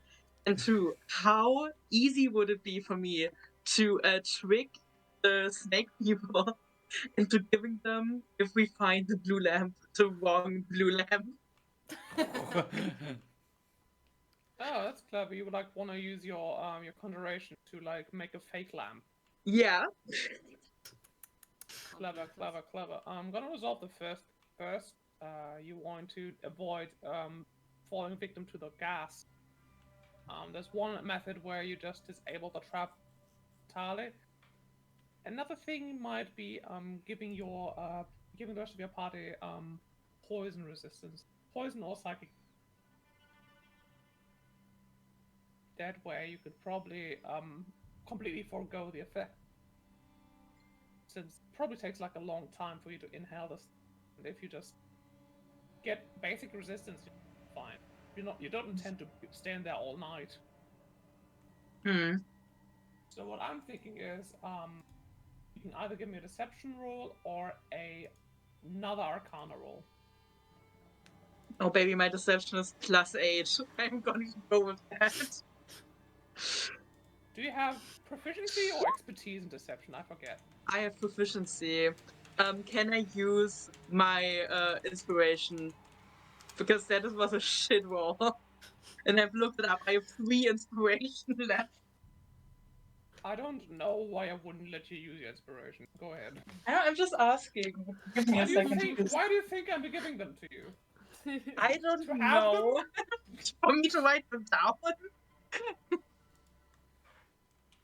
Oh no, this is the same again.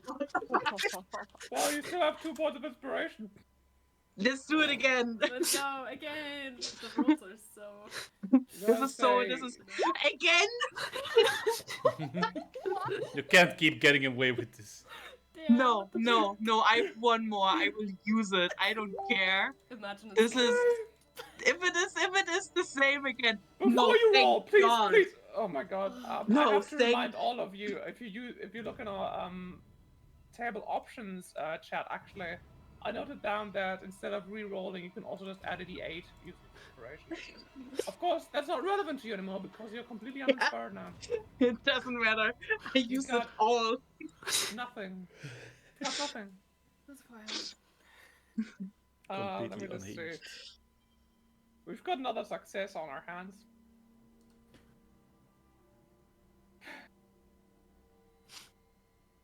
You could fake them out long enough for you to get out of town with the lamb and figure out what to do with it then. Of course, you've seen for yourself, these snakes, they know what they're dealing with. Otherwise, presumably there's more than one lamp. You might just give that one to them. Otherwise, it's gonna work, even though it's not going to work indefinitely. So, Yeah, the consequences might be dire.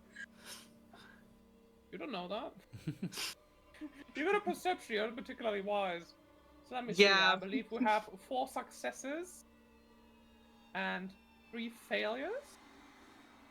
Meaning the next roll is gonna make it. It's gonna decide how easy this heist is gonna be. I'm going to come back now to as easy, I think. Yeah, alright. We're doing another tool check, which is just intellect. Which is just +7, yes. Which is just +7. Okay, come on, dice. You can do You this. want to hit a 17? I'm gonna make it easy for you. It should be. It should be easy in theory. Come on, come on, come on, come on. Go die. I'm ready. Let's fucking go, baby! Yes! Yeah! With a whopping 25. Finally. You talk to Flora for a moment, which is strange. You know, the two curtest characters just kind of having a conversation, just like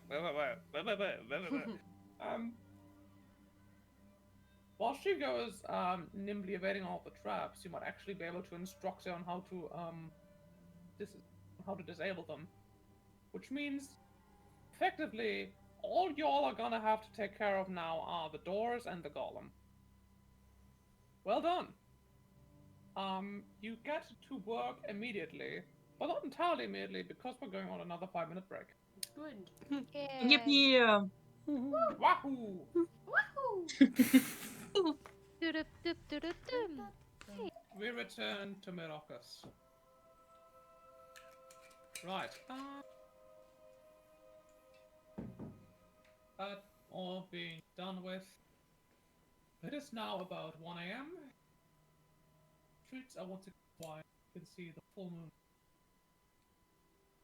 What? It reminds you of a very particular night. There was a time when you took a strange document, or when you accepted art together with his assistant, and the two of you were wondering what it was for. And after you needled them long enough, they actually took you out in the middle of the night to show you.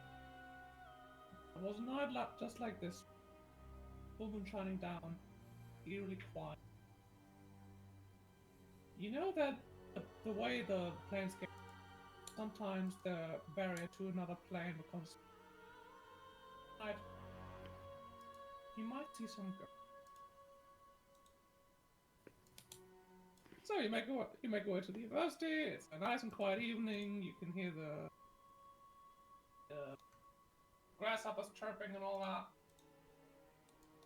As you make your way to the administrative building, you have the Archimedes Tower, the Prime Research Building, the archives.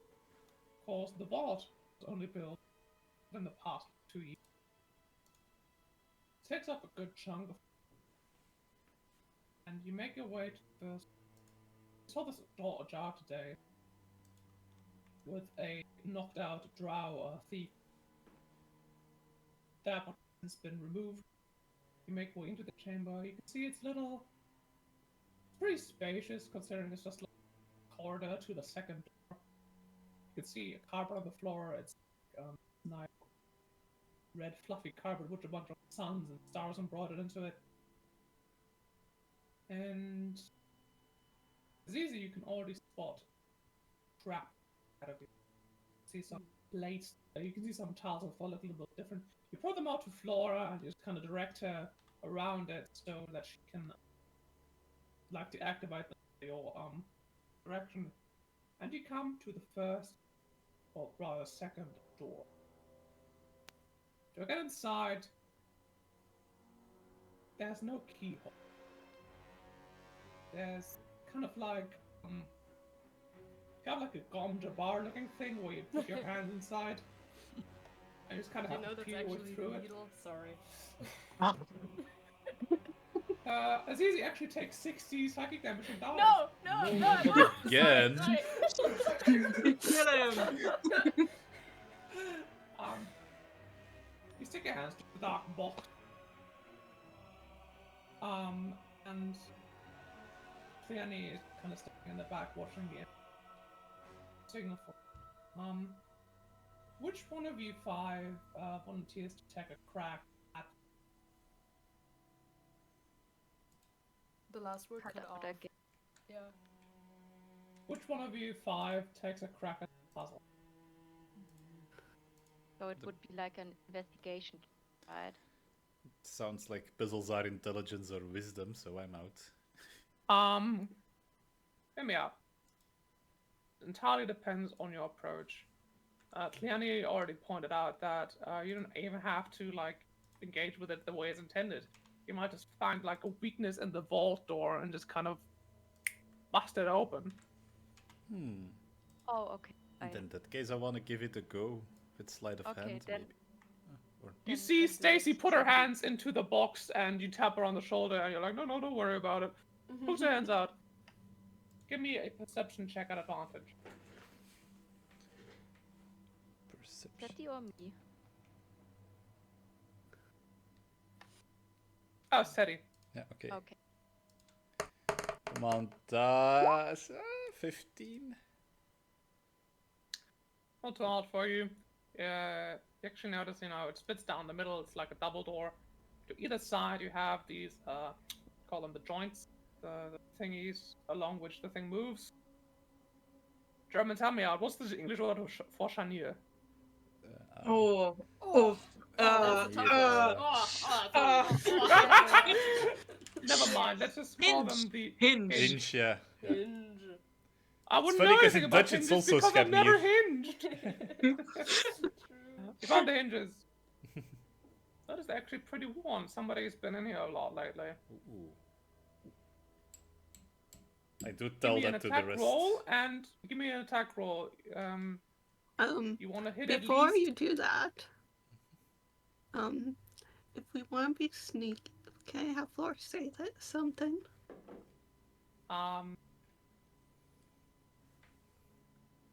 Speak. If we're trying to be quiet,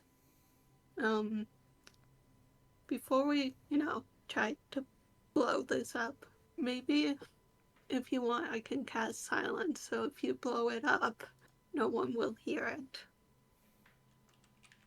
There's that option, of course. It's cool to just positive. You can also just bust it open. Maybe the vines might be a little more quiet. I'm gonna leave that up to you, players. I think we should be as quiet as possible. True. We do not need any unwanted attention just yet. So, the way I see it, you have 2 options. Either you have Seti punch the shit out of this thing while under the silence spell, or you have Course to cast Entangle, which would contrast with Silent, since you can't really cast without being able to speak. I wouldn't be able to use poison spray to melt it off? Probably not. Poison spray, as far as I know, is poison damage. Yeah. As far as I know, objects are not affected by poison. No, if it was acid, then my idea was gonna work. It would have worked if it wasn't for your all no. Oh. Wait. Yeah. Wait. Yeah. We could use cold breath to really get this door to like 0 Kelvin and then just poof. Yeah, we could. Isn't So, that a bit I guess- overkill? Maybe. So, Maybe, but would it work? Yes. True. so am I casting silence or not? Go on, players. You talk Check. it out. I mean, because if you cast silence and we get attacked by something behind it, then I believe at least two of us, at least I am completely out of things to It's do. only a 20-foot radius, so you can always just step Yeah. out of the radius. I mean, if the rooms are big enough, that is the problem. I would Hang on, try let me the actually- entangle maybe. Keep the Keep the silence for Silence. later. yes. Well, there you have it. Okay.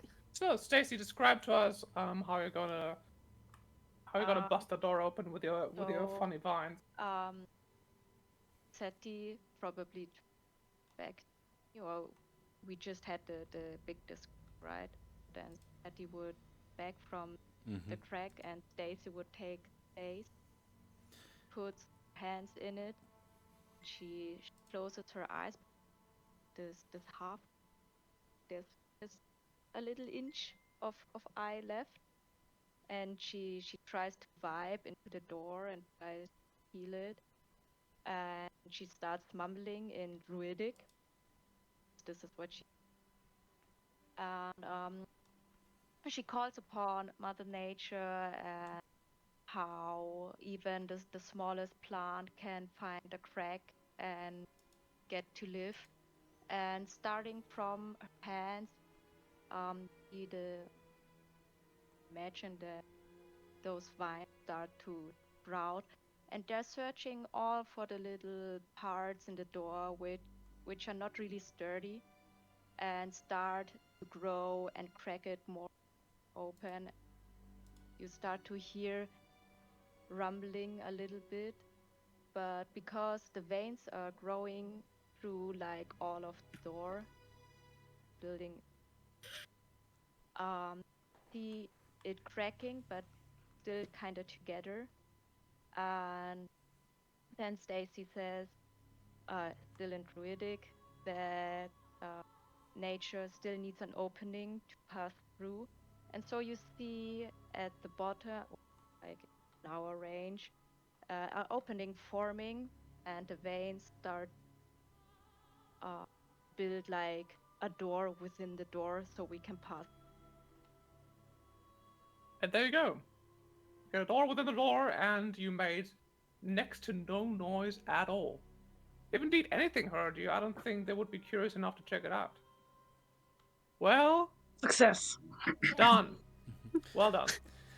While Stacy's doing that, I go back to the rest and say the locks were quite hot, like they've been used a lot and often, and maybe recently even.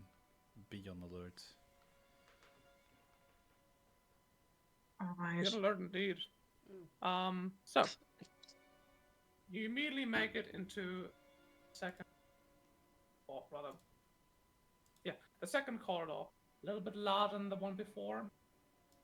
Once again, you see the carpets on the ground. You actually see some displays on the side, and some strange blue glowing pipes going through. Of course, at the far end, from the end you come in, you see an enormous vault door with runes inscribed into it. In front of it, truly terrifying feat of artifice and creation magic.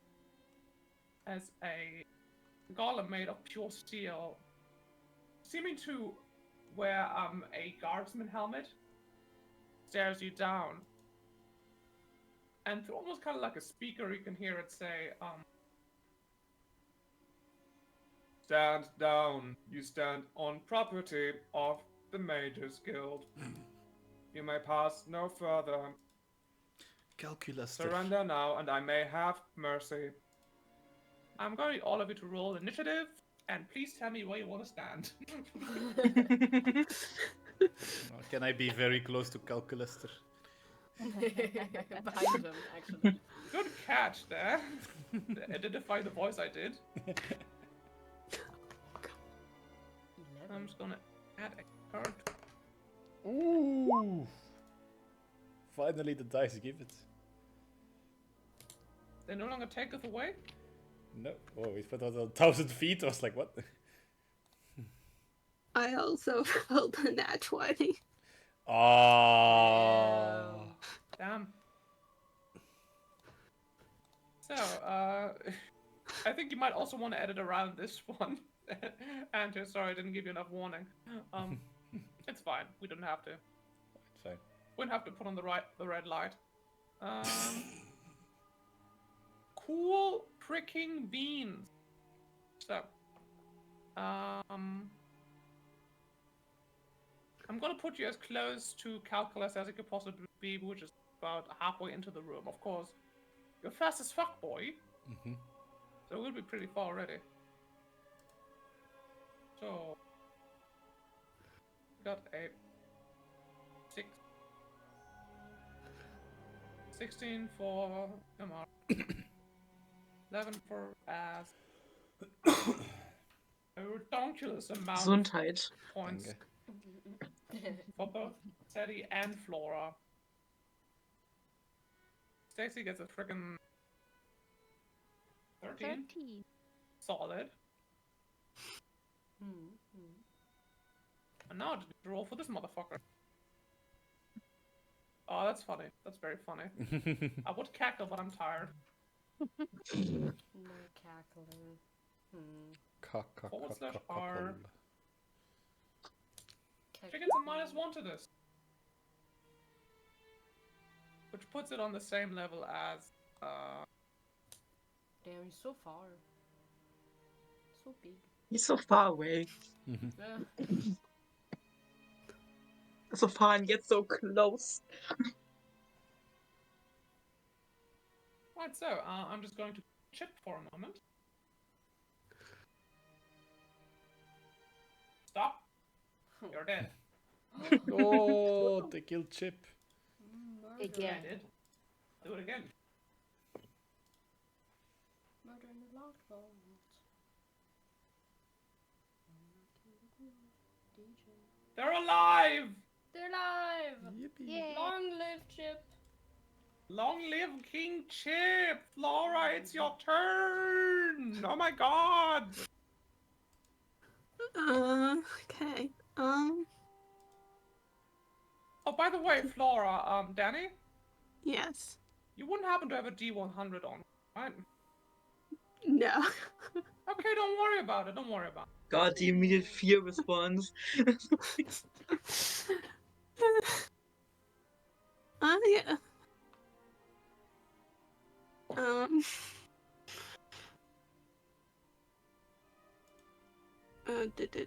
How far away are they? Oh, let me just get my ruler. Far. Like 100 feet or something. From you, you still haven't told me where you want to be. I could put you closer to them if... You are 90 feet within it, which means you wouldn't have a disadvantage on a shot. That being said, why don't you point on the map where you want me to put you?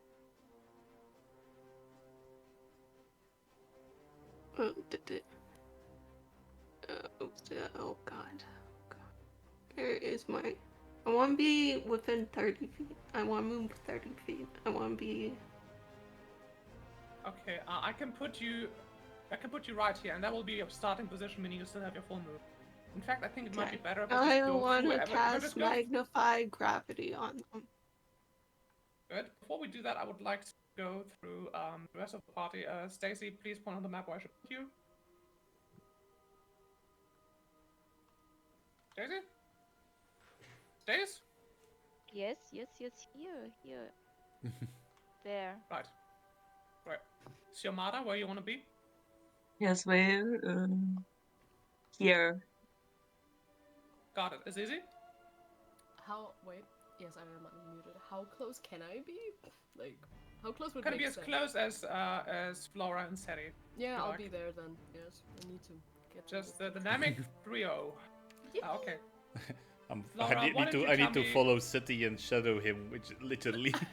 I am literally a shadow. Okay. It's important. Right then. Now that positioning is done with, Laura, let's go ahead and you tell me what I need to roll. Okay, so you need to make a Constitution saving throw. DC 15. And it's a 10-foot radius. So 60 feet from me, 10-foot radius. So it would be like around here. 10-foot radius. Right. Fails. So they take 2d8 damage. Roll damage. Do you know what kind of damage it is? Give me a second. They take 2d8 force damage. Horse damage?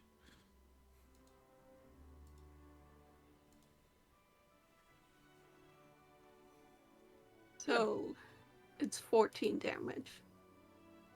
And their movement and their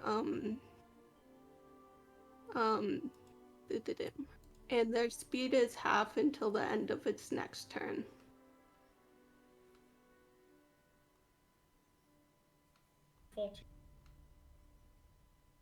Means this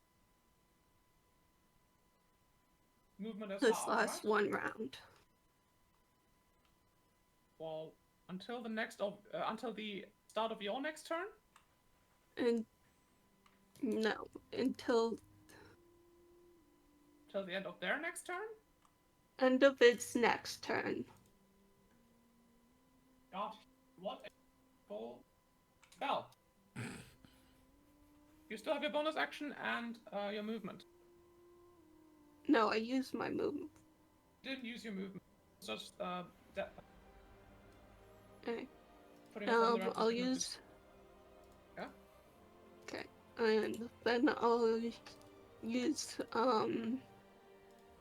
my bonus action to cast Hunter's Mark on them. Just add that mark. Yep. Cool. And then I'll move back to over to like where Samara is. Got it. Is that your turn? Yep. Steady. Yes, I was measuring. I can only get up 50 feet. Just remember that magnified gravity is still there, so anybody who enters it is still there. It affects everyone. It's a 10-foot radius. Yeah, Okay, but I think I great. cannot. I can cut like up until the edge of it. So I can move up as close as possible towards it. Hang on. You can use your bonus action dash to dash. Yeah, but I don't want to. I want to go the 50 feet and then try my poison spray. You want to go here. Yes. What's the range on poison spray? Right? 10 feet only. Shit. Nice catch. In that case, then I throw one of my darts. Give me the attack roll. 18 to hit. 180. Just hits. Ooh, okay. That does 6 piercing damage. Deals 3 damage. Alright, I already figured out stuff. That is a seize and that is immune to pierce. Resistant to pierce. Nice. It is a big guy made out of steel. Yeah, then I'm going to, as bonus action, use a key point to do the patient defense and take the dodge action. Got it. Cool. Is that your turn? That's my turn, yes. Don't you have another attack? Oh, right, I do. I can throw another dart. Yeah. I forgot. Throw that dart. Yeah, nope. That's going And nowhere. I would like to know, are you at that level of monk yet where your attacks are magical for the sake of... That would only be my unarmed strike, and I don't think... I think I'm on the wrong class of monk for that one. Okay, good. Never mind. I never said anything. Cool. I need to... I don't have it yet in any way. Okay, Xiomara, Yot. Okay, first, are we in the room with the pipes with the gas? You are in the room with the pipes with the gas. You Yeah, also I will. see... let me describe a little bit further. You see Yes. the ground is actually also made out of the same marble that the inner sanctum... That whatever idea the sanctum had containing the lamp, the archmage had a similar idea. Kind of magic card. They're stealing ideas from each other. That's so funny. Okay. But I will yell at Azizi. Like I'm seeing him. He, well, boy, you will get yelled at because we are quite far away, and I will just yell to him, not at him. Thank Get you. on those pipes and disable them, please. Now! Wow, even with a please, that Yeah, the please That's made it laugh. less polite somehow. I don't know how that works, but That's just how But it then at least the works. robot is going to say, "Please do not touch the pipes. They are Mage's Guild property." Ooh. I am a mage and I tell you, touch those pipes. And then your Relevant. Oh, let me measure something. Wait. the pipe. Absolutely. yeah, where are Not the the pipes. No, I will wait. Oh god, I am so bad at measuring things. I'm so sorry. I will step like one square up. I'm going to square up with the thing. So wait, I will ping it for you. Here? No, no, just literally Here. just one step. Oh no! Not white CO! White CEO isn't real, my therapist said. Right, Let me sorry. see, does it? Yeah, that should be. Come on. God, I cannot see anything right now because of the turn on. I'm so sorry. Okay, I will step one more square up so that I can get 2 squares up. Yes, and then I will cast Acid Arrow on 2nd level at our new best enemy.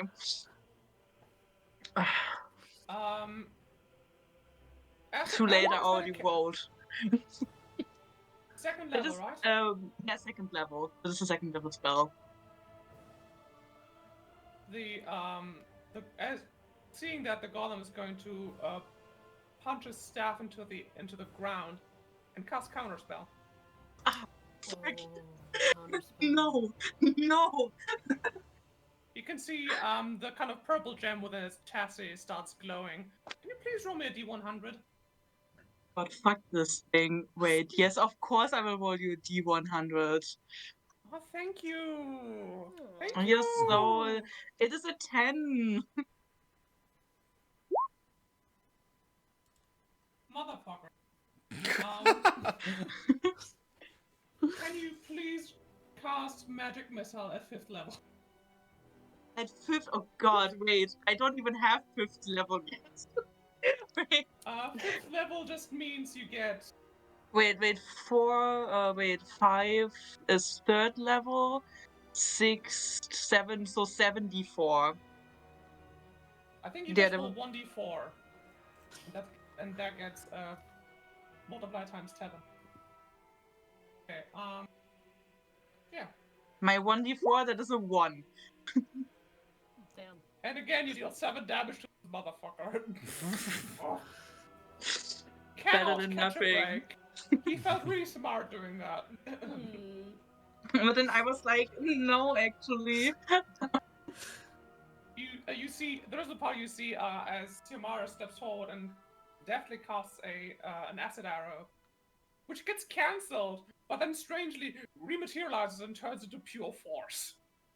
How bizarre. Ooh. How does Tiamara feel about that? At first, very confused, but then incredibly proud because I am just that good. Right. Flora, how long does gravity wells? So 1 round, so Until the start of your next turn. yes.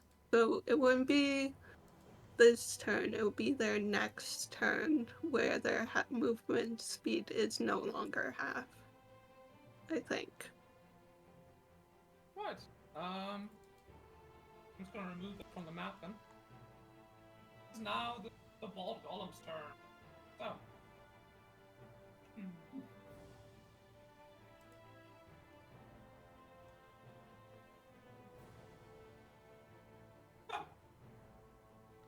Right. Going to step up a little bit. Was movement speed half. Going to step up to use. Look at you. Raise the staff at you and say, "Please, refrain from committing shenanigans." And it's going to use Drain ability. Why don't you give me a dexterity saving first?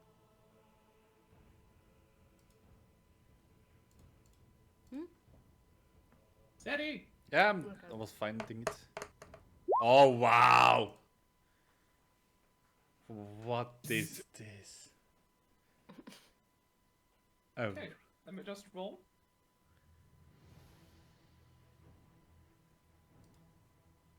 oh, or You take a 5 penalty to dexterity until your next. ooh, wait, that's -5. Yep. Oh, Just you can see a bright pink beam comes out of the gem in its chassis. It hits you, and you feel yourself diminish. Great. You feel like you want to take a nap.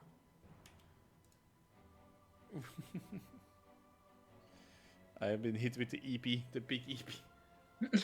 That's right.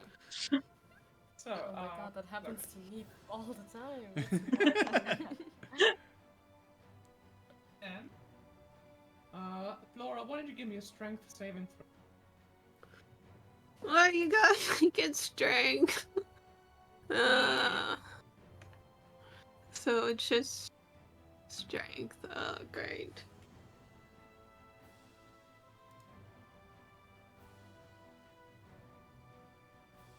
$17. After this motherfucker fucking blasts Sasetti, it reaches out its free hand over to you, and you feel a strong tug at your legs as it tries to telepathically. But it managed to catch yourself, despite the floor being extremely smooth and marbly. Not bad! Stacy, it's now your turn. While you Stacy walk, she starts mumbling in Druidic, and this is the book. You see stars glowing in her joint, or her joints start glowing like stars. They're connecting with light. You see they form a constellation resembling an archer. And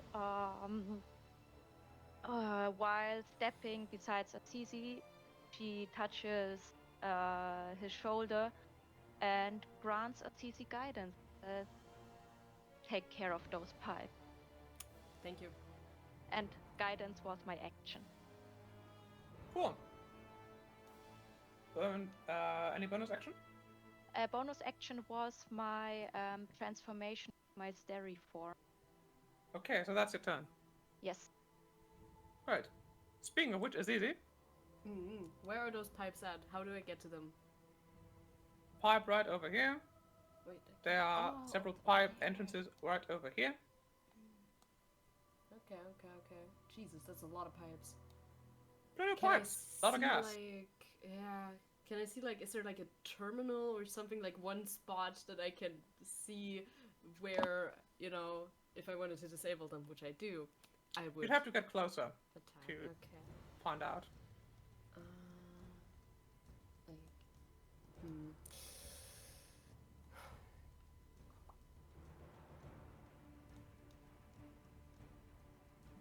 Is there anything that I can reach? No. Okay. I'm not that fast, you know. Use a dash action. I would let you use your bonus action to do an investigation check as soon. Okay. Okay, then I dash over to. Alternatively, like a tools check to clog it up if that's your angle. Yeah, that would be good. Okay. Give me the check. Let's call it a DC 50. Okay, and that's like the intelligence again. Yes. Yes, intelligence. Just remember to add my guidance. Very good. And remember to add a D4. So that was a critical failure. Oh, Loki! I don't. It's not me. It's the dice. Guys, what are you doing? Critically failing. That's what I'm doing. Clearly. Right. That's a big old pipe. How are you ever gonna stuff all that? However, it wasn't for naught. As you find that there's like a whole system of pipes. Ooh. Let me just. Ooh. You were like, huh? It's strange that the map is so big and we only get to see such a small part of it. Haha! You get bamboozled by me again, you fools! Yeah. Damn. Fly, Hold on you to pipes. fools! Fly! So much water. You could Water, reasonably yes. deduce that you get deep. If you get deeper in, you might be able to just do one single clog, or rather, or even like collapse the pipes if you want. Right. Deeper in as in how? Do I know? You gonna climb into that damn pipe, boy. Okay, that was what I was asking about. Like, is that the dimensions that we're talking about here? Okay. Wahoo! Wah, wah, wah, wah, wah. So long, gay easy. Bowser. Right. Now, Italian Klempner. Yeah, a plumber. Oh, plumber. Plumber, yeah. If that's your turn, we can. I mean, we I guess can- it is. Bro is way too far away from me to interact with him, so. Okay, top of the round, Flora, it's your turn. I'm reconsidering. If I use my action to transform into the Archmage, could I do a persuasion check to try to convince the golem to stand down? I would rule it in such a way that you use your action to turn into the Archmage, and then you use a bonus action to do a persuasion check. Okay, I'm going to do that. Wop wop wop. Let me just see if I have the thingy. Do I have your portrait? Vico. My boy. Why are they not? There they are. And just like that, I'm just gonna put them next to the at the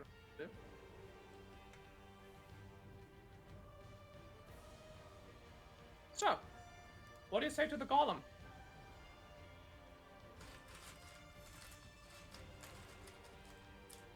What do you say to the golem, Archmage? Stand down. I'm here to enter the vault. I mean no harm. Give me a persuasion check. Can I assist somehow? Talk me through it. How would you assist her? The moment Flora says this, I want to put down my arms and say, I am sorry, Grandmaster, I did not know you want to reveal your image. Not bad. Yeah, you make your persuasion check at advantage. Flora.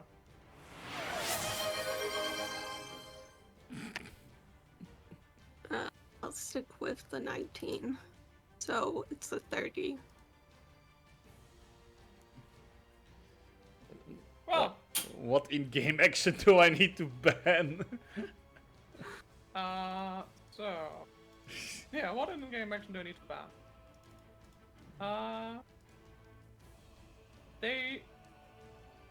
The golem looks at you for a moment and just kind of starts shuddering, like, this is highly illogical. Why would the Archmage break into their own vault? They are effectively stunned for the next round. Cool. You still have your movement, Flora. This is how the Ben handles shit make out with the golem. Right, I'll approve it. I'm not gonna assist anyone this encounter. Okay. Well, then would do it that I don't way, have but anything exactly. else to do. Seri! Tired Seri, it's your turn. Eepy boy. So the golem is confused, stunned. Does Stunned, that yeah. mean that if I attack it, I have advantage? Or is it just Yeah, not doing anything? but you also have a -3 penalty to your attacks. Yeah. I know. So yeah, sure, go for it. Let's go advantage. I'm gonna get a real close-up burst. Oh, that's a crit! So That is one -3, that's crit? still a 24. Give me the second attack too. Alright.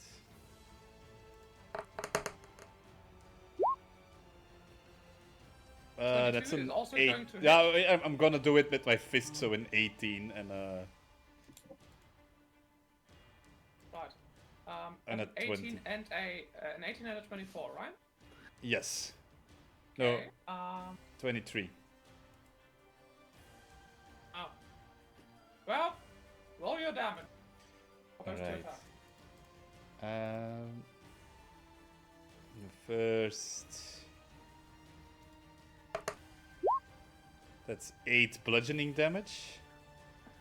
4 bludgeoning And then damage. because I'm doing bludgeoning damage, I get my crusher feat.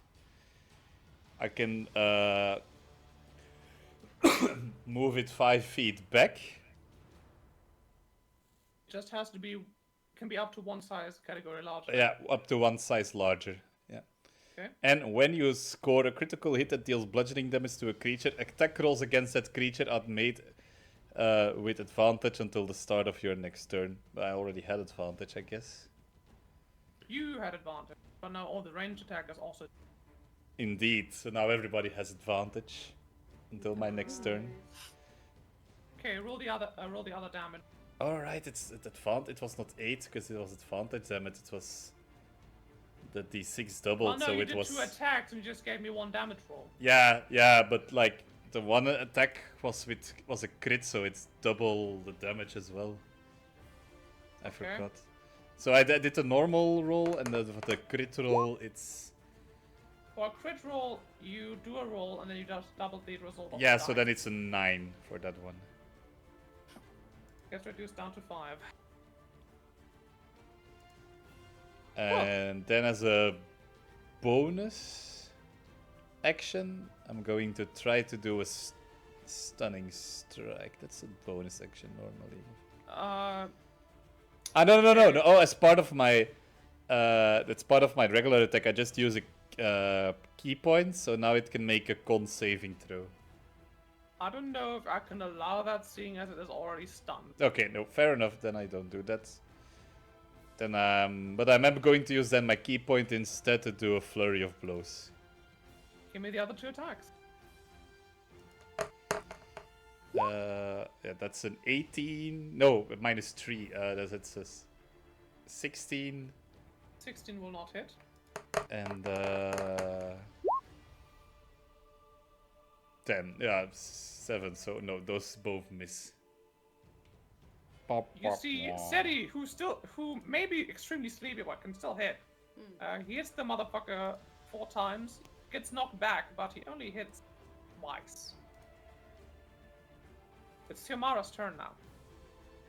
Okay. There's little I can do, except I can hit him once again with 3rd level acid arrow. So we will roll do the that attack with advantage. with advantage. Okay, why did it already do the fucking everything? Okay, so there's a 27 to hit. And that would be 23 total damage. That would be 46 total damage. Okay, then it would be 46 total damage. Not bad. It's made out of metal. It's not meant to sustain a lot of acid damage. You still have your bonus action and your move, Yamada. Wait, I need to measure something once again. Yeah, let me get right up next to Stacy on the right side of her. You wanna Right be side in of this her. starry Yes, there. appearance. I want to stay close to my girl, my best friend in this entire thing. And then I will look towards Azizi. How does he fare? How is he holding up with those pipes? Do I see them climbing into them? Does he look like he just performed a critical failure? You can see him, hand on his hip, the other hand scratching the back of his head, looking real confused at that pipe. And I just yell at him once again. Could you be so kind to hurry up? And then that was my turn. It's a complex pipe. Zizi, on your next tinker check, you're going to have advantage. Thank you. My great help. Wow, so helpful. Picture the meme with the Hulk giving the Hawk like a little taco. Oh yeah. Giving you advantage. Thank you. Perfect. If that's your turn, we will turn now to Stacy. I have no idea what meme this is. With my I will send it to you. action, Thanks. Daisy channels her frost dragon powers and tries to cast a ray of frost, and it's on advantage, right? Correct. See. Oh yes, okay, 21 will hit, right? Correct. So then the golem will take 2d8 damage. Oh no. Frost damage? Take Oh 20. no, cold damage. Cold, not frost. We'll take. What's the meaningful difference? We'll take 26 damage. Ooh, nice. You can see where Seti's physical attacks fail to do a lot of damage against this thing, your magical attacks are really, really getting to. So, and with my bonus act, you see that the starry joints, they glow a little bit brighter. Stacy again mumbles something druidic. She performs the action of like stringing a bow, and you see a faint light arrow hurling or manifesting. Rip Chip. Chip was revolting. So I had to put him down. Happens. this will also be on advance, right? Or An is it attack? just for one? Yes, it's an attack. Yes. Good. I believe So- the advantage you all get is until the start of Seti's next turn, right? Yes, correct. Perfect. Okay, so then this will hit as well, and it will hit for 1d8 plus 5. Ooh, again. Ooh. Radiant damage.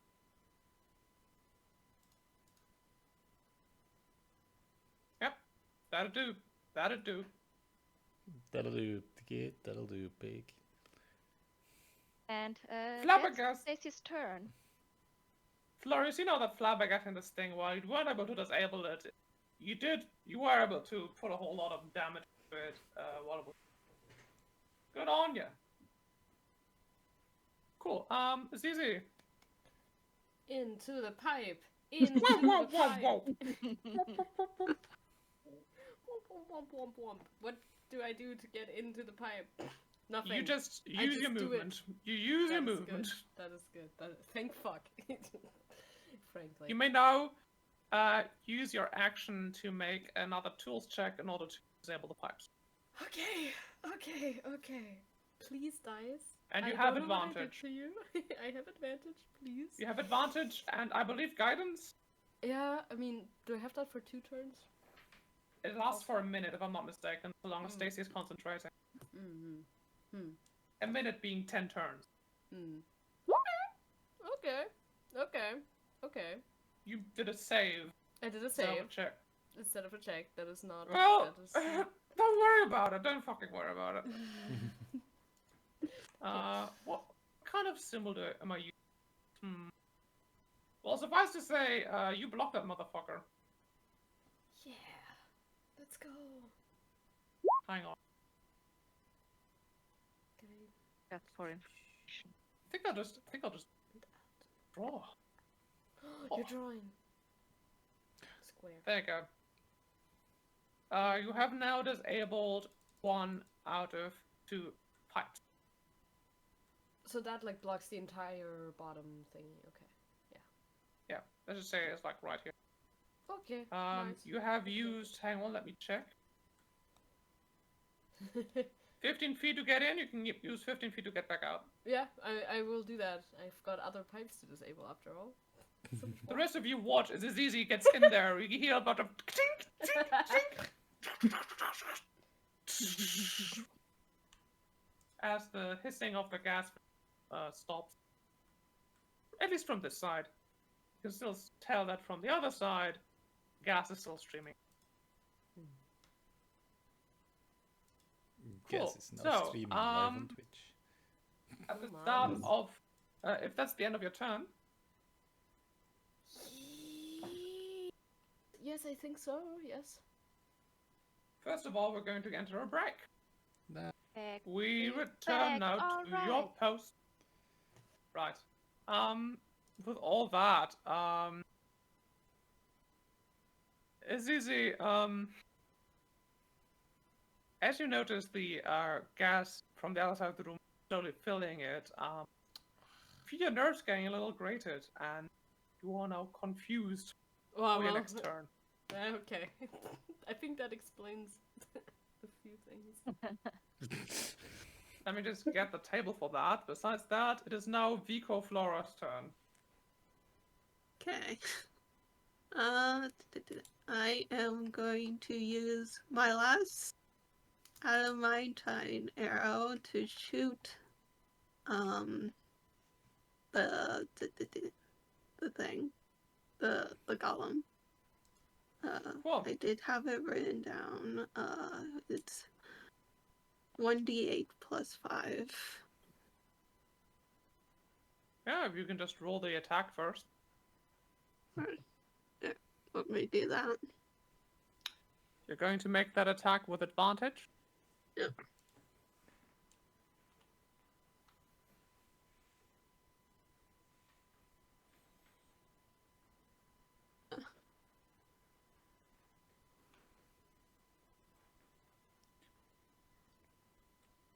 And as you do that, no longer stunned. So a 19. 19 is going to hit. Now roll the damage. If you can. If you dare. That was like a bunch of dice. So many dice.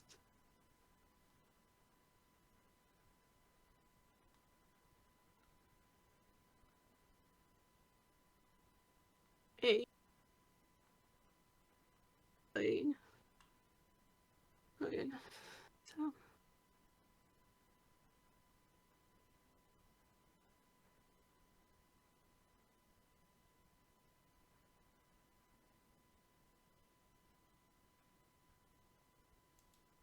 One piercing damage.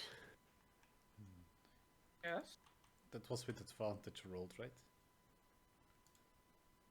No, only the attack. 4 The attack has psychic advantage. damage. Yeah.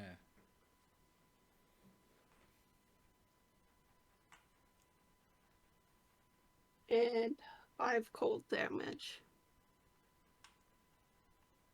What was the psychic damage? 4 psychic damage, 5 cold damage. Psychic was 4. It lodges deep into the crystal inside of its chest, and it really starts like twitching and crackling. Okay, Beaker, if that's your turn. No, I can shoot another arrow. Because Okay. I can shoot 2 attacks per action. I'm going to tell you what's going to happen next. You're going to give me the attack roll. And since the minimum amount of damage you can do is, like, what, 10? You're going to immediately kill this thing either way if you hit, because it only has 2 HP. Yeah, go. Go roll your attack at advantage.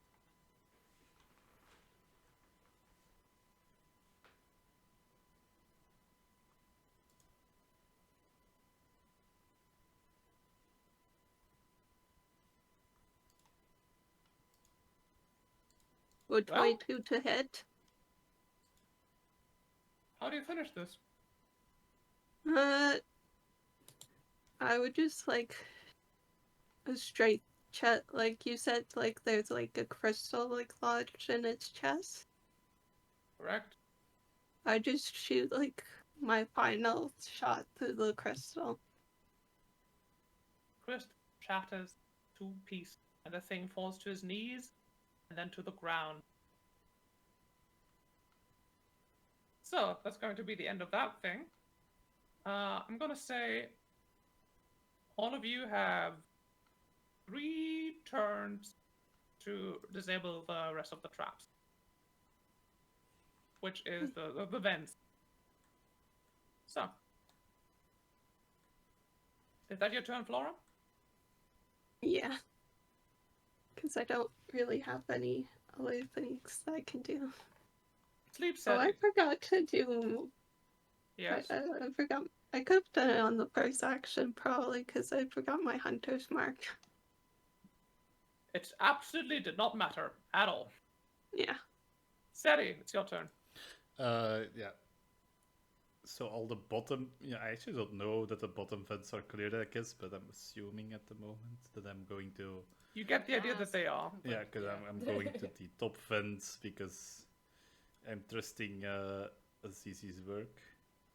Thank you. You can go here, here. Yeah, I can Here move 50 or here? feet, so I want to take the one that's like.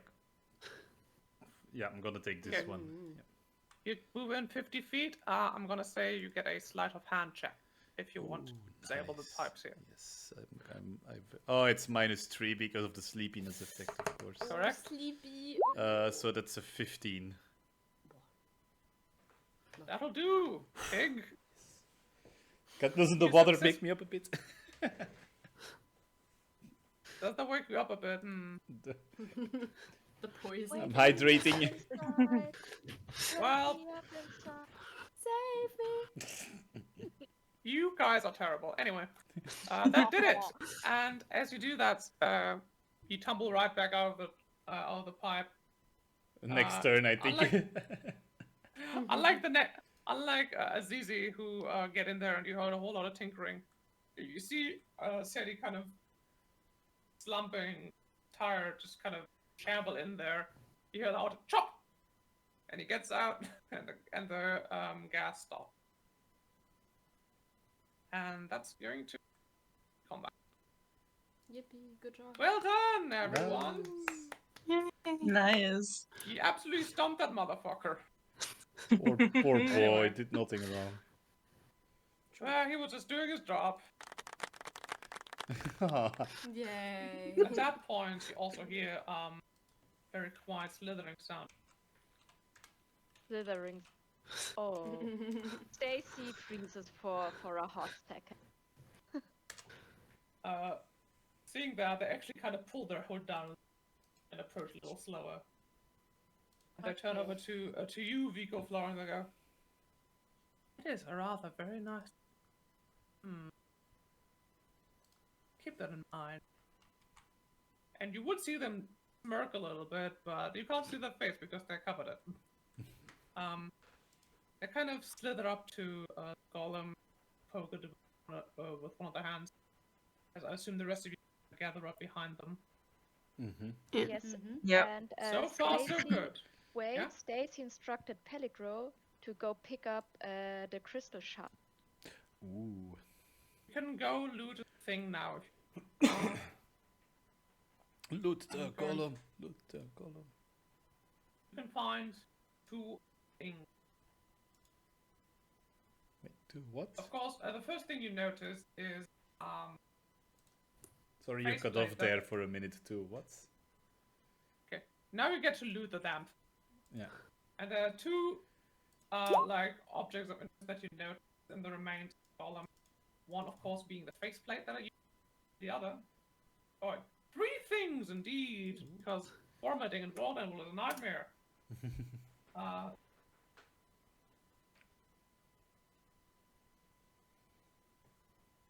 Magical.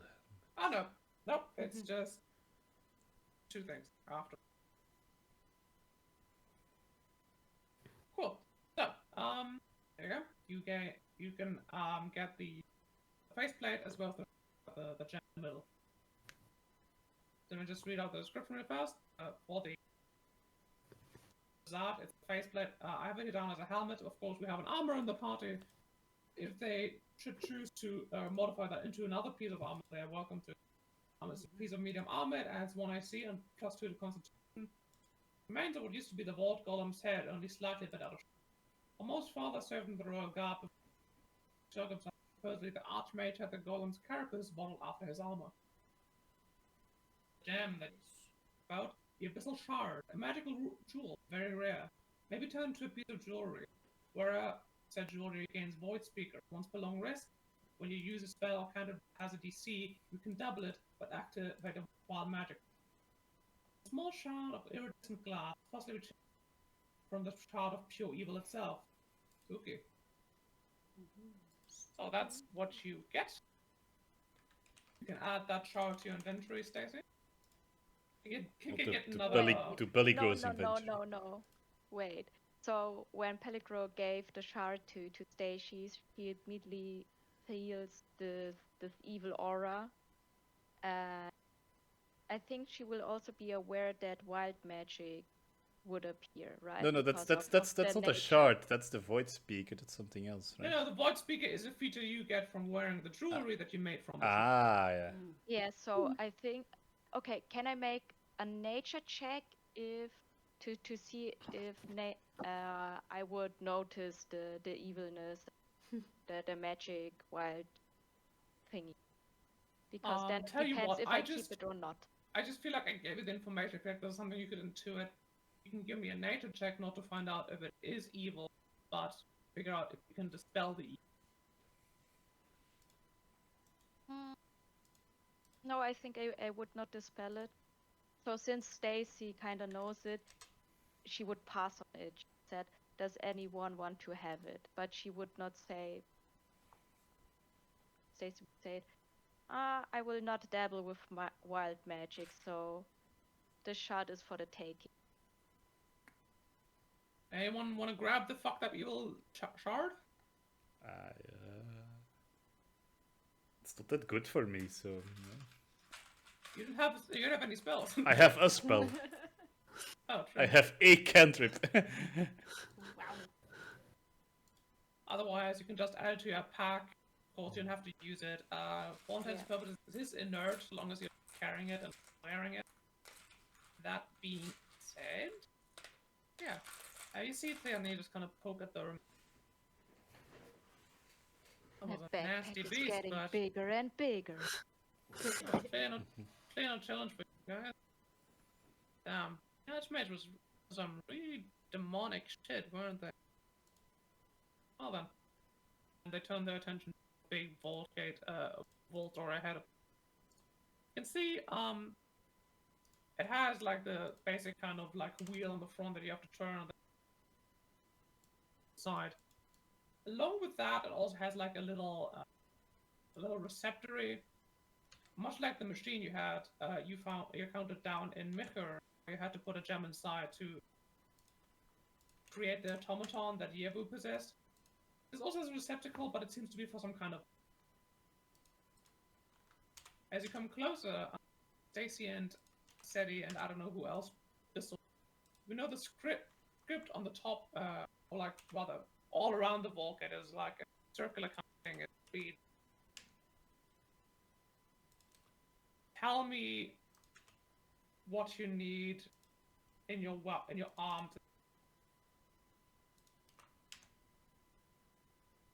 It's a riddle, basically. You assume that this is like for passphrase. And it's demanding something that both weapons and your mind have in common. Cool. So, that said, what do you want to do, party? So can you write down the riddle at the for a moment? Yeah. So something that your mind and your weapon should have in common. Mm-hmm. Shouldn't that be sharpness? Yes, Yeah. I was thinking the same. Well, my first thought was muscle, but it's because I'm someone who beats people with their fists. Like, yeah, muscles. Oh, But I don't think we mean that. We are dealing training, with a mage. training. Yeah.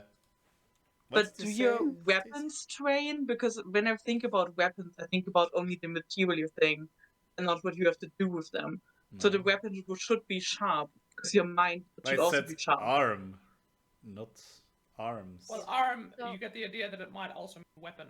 Yeah. Mm-hmm. So Stacy would suggest, I think it should be training. Yeah, it could also be training, sharpness. Yeah. I'll tell you Muscle. what.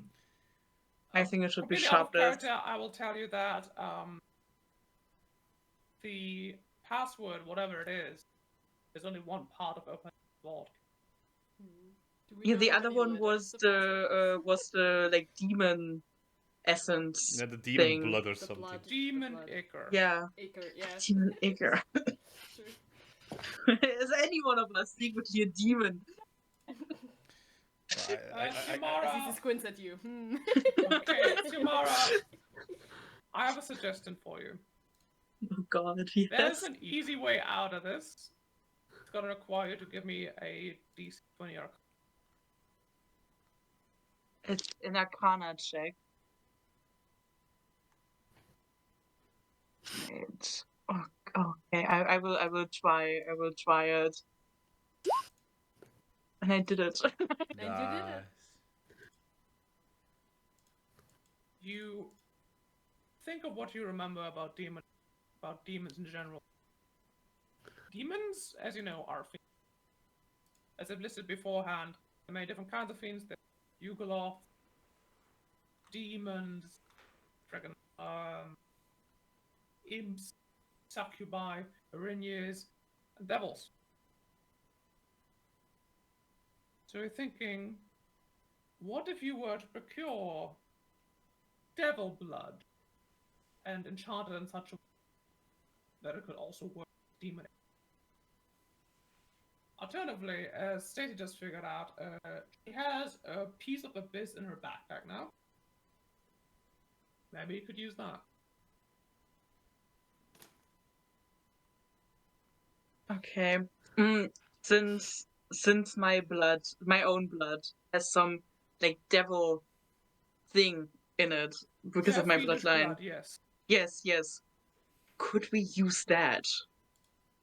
I mean, they Same don't as us. need to know that. Like I have this blood on hand. Why are you carrying devil blood?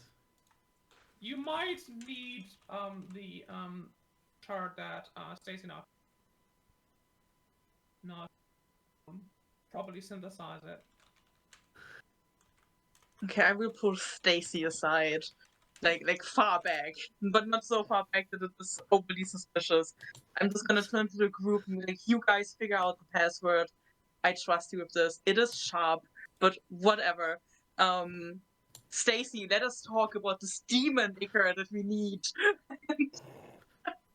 So I pull her aside. Completely unsuspiciously, Zizi, you step over to Vico, who you know is Flora. Flora, do you turn back at any point? Or do you just stay as Vico? No, I'll stay as we go for now. There you go, just a regular human wizard with a bow. Leonie comes slithering over to you, and they're like, definitely sharp, right? It's gotta be sharp. Sharpness, something like that. Okay, Stacy, Xiomara, what are you talking about? I'm turning to Stacy and I'm keeping my voice pretty low, so that hopefully only we two can hear. I need you to keep a secret for me. And, Stacy nods. okay. Do not ask me why, but I believe if we take my own blood and synthesize it with the chart that you just picked up, we might be able to procure something that is similar enough to demon ichor that we could get us through the door with the password. Stacy makes a thinking. Then she slowly starts to nod. Know how we can take when you've cut your finger on the sharp gem. Yeah, we can stage it like I was trying to identify it, but I accidentally cut myself and oh no. Something with the abyss is working here that we do not know because we're not smart enough. We can play it up a little bit, of course. Yes, that might work. Okay, Stacy pulls out the shard while the others are still figuring out that the word is definitely not sharp. I swear! As you touch the shard, your least favorite finger, you prick a little blood as it comes out of you. It's deep red, kind of like red wine. It immediately turns pearlescent, almost like an oil. Touches hard, sharp, and turns to a deep black. You once again feel the pain in your forehead. Strong. Stacy, you can see streams of blood down from Xiomara's hairline. Xiomara, you also feel pain at the lower end of your spine. It's something that was halted by some means many years ago. It's now running at the core. You touch the shard, it turns completely black, and you get the idea that if you somehow maybe rush it into a liquid, into the receptacle, you should be able to. Granted that you have the password. Okay, perfect. Let us never do that again. Also, why didn't you add to your character that you're now resistant to fire? If you Okay, let me add that. Quick choose an out of option. character question. Would Yeah. healing word ease a little bit of Mara's pain? Xiomara isn't hurting. Xiomara's growing, so it wouldn't work. Oh.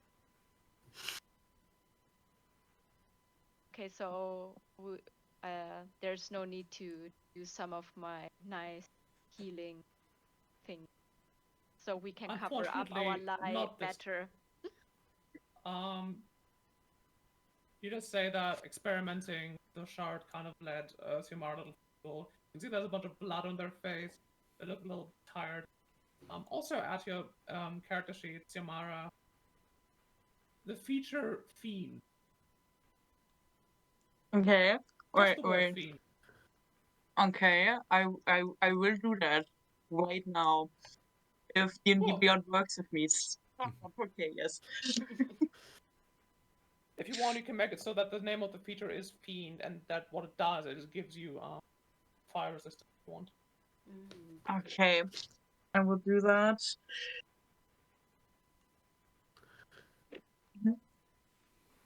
Cool. So, you turn out to the big vault door. You've got your shard of demon ichor in hand, and you know the password. I'm just gonna go outright and say you know the password. I did not mean this to be hard. The tougher part was definitely going to be procuring the demon ichor, which was always going to be at a price. So, I assume you put it in there. Either Tliani or Seri speak in Abyssal the word sharp. And the door slowly rolls open. So, as you enter into the university's best kept secret, what is going through y'all's head? We know the Archmage, right? That's one of the people we were with with the king. With the prince, technically, yeah, sorry. The Archmage, one of the inner circle of the together with Roberto. Mm-hmm. They were also there on the night of the vortex, and they helped you stop it. They helped you identify what the blue lamp is to begin with. Also know that they have secrets they're keeping from the public. But they're probably not what they seem to be. In all likelihood, they are in fact a team. So, kind of. Stacy somehow thinks of pirate Farah, Farah, and how what they exactly are you seem thinking to about? be kind of close with Vico, or they got along really well, and that really out of the blue they vanish as Vico. Is it a coincidence? You want to give me an inside check, or do you want to kind of want to stay with that? Not as really just those racing thoughts. It was like, who should stare and then, but Stacy will not really keep digging at it because the real thing is in front of her and she needs all her focus on that. Absolutely. Personally, I others? wanna if I'm allowed to roll an insight about the whole demonic link the Archmage seems to have. Okay, what exactly do you want to?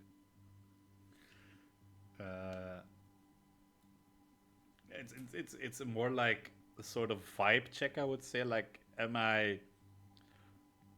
do I think that someone who's in this deep with demons who should be trusted as an advisor to the prince? Oh, absolutely, yeah. Let's call it a 10. Not too hard for you. Oh, 17. You've seen who you're up against.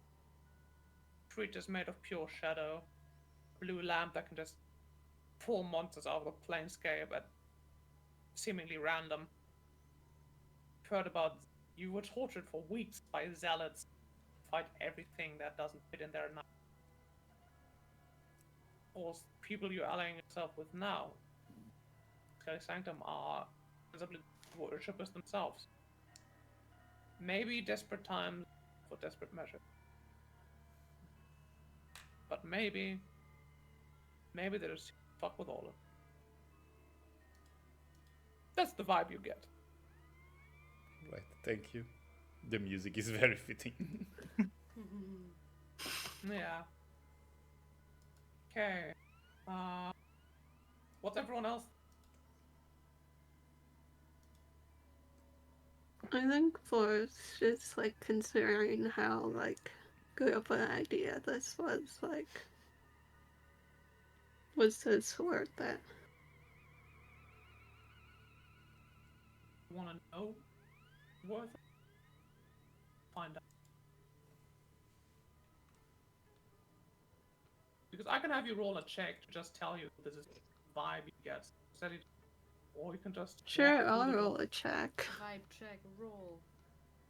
Yeah, roll me just a plain d20, dude. Wow.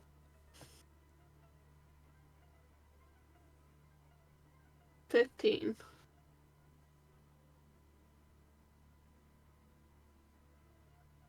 You realize Vico trusted implicitly. They never had any reason to suspect that you would go them. But you know that back when you asked to see the lamp on your own, back in their quarters, they used some kind of magic to try to escape from the trial. They used some magic to separate your mind from your body to get you. And they begin to wonder whether all this benevolence seemed to mask is really just that. Whatever you're doing, you're about to find out. That was worth. What about the others? Imagining as easy as just they're like, okay, can't wait to get into bed. Mostly, but also looking around like if they've actually circumvented all the traps, or if there's like one final little gotcha in there because Rose suspicious. Same with you. Give me a d20 check. Yes. Roll, just a regular roll. Can't wait for my nat 1. No, it's gonna be a nat Manifesting. 20. Oh, in the middle. I mean, Seems like you're in the clear. Okay. Finally, Xiomara strangely realizes now that you're kind of mirroring Vico in many ways. You are ruthless, you are well spoken, and you're absolutely definitely a fiend. A monster. A monster wearing a fancy robe. How does that make you feel? I think I'm very much trying to forget about the whole theme part at the moment. The only thing on my mind is just finding out if Vico has screwed this party over or not, and to figure out if I can use that information for myself. So I know I'm trying to hang back a little bit, but it's also very clear to anyone who's looking closer that I'm incredibly eager to just get into this fucking vault to see whatever's up. And I'm for the first time not really caring much about how I look. Like I'm not trying to wipe the blood away or anything. I'm just trying not to grin too much. Give me a charisma saving.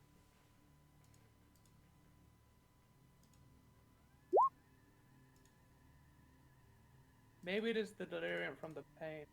Maybe you're just plain insane. But you feel amazing. You feel like you're about to uncover the dark secrets of this town and show them to the world so that everyone can see. And everyone can see that you are better than them. Without further ado, you enter the vault along with Leanna. Unless you ask them to stay back and do that. They're really just here to watch setting. Inside the vault, chamber even bigger than the last. Seems to be like large, octagonal. Many more like plays I saw before, more like cages on top, dangerous artifacts inside.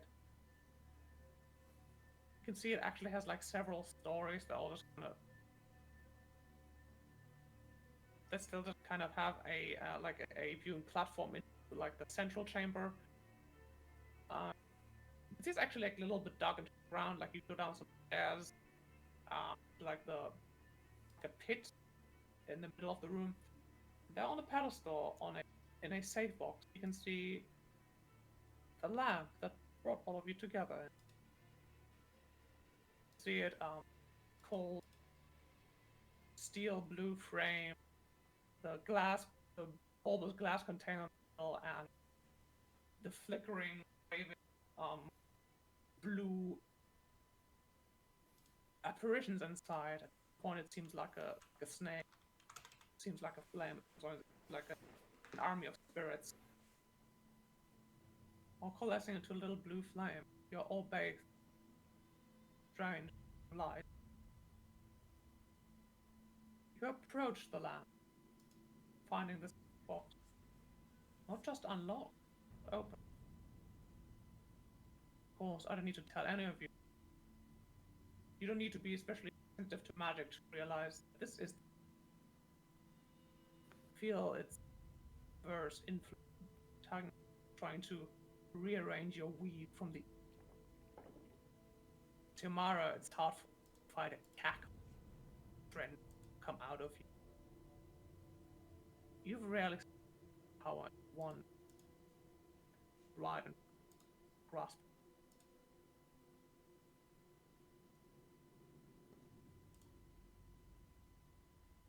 What do you want to do?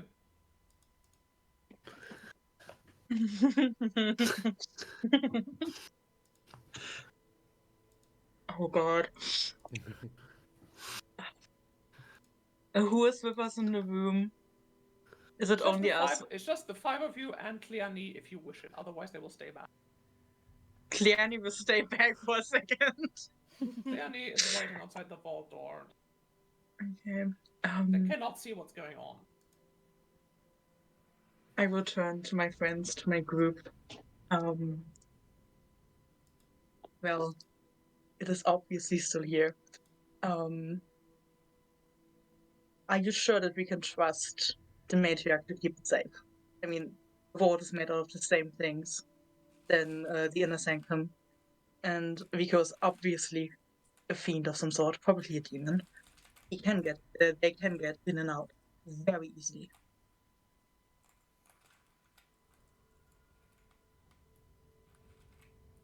Trusting the matriarch does not come easy to me. We have history, but I feel like in this situation, her power and her influence are strong enough to a point where it can protect the lamp, and not so strong where I feel like she could use it for great terrible evil. Are you sure? It has been stolen before from her. Which is concerning. And the same can now be said for the Archmage. Of course, I'm not saying we should leave it here. I'm saying we should take it with us. My thought is we used her organization to help us get this lamp. Do we really want her organization's anger against us? I mean, we could fake her out for at least a few hours. I could procure a fake that is incredibly convincing, I might add, and then we simply immediately leave town, and we would be safe for at least a few days.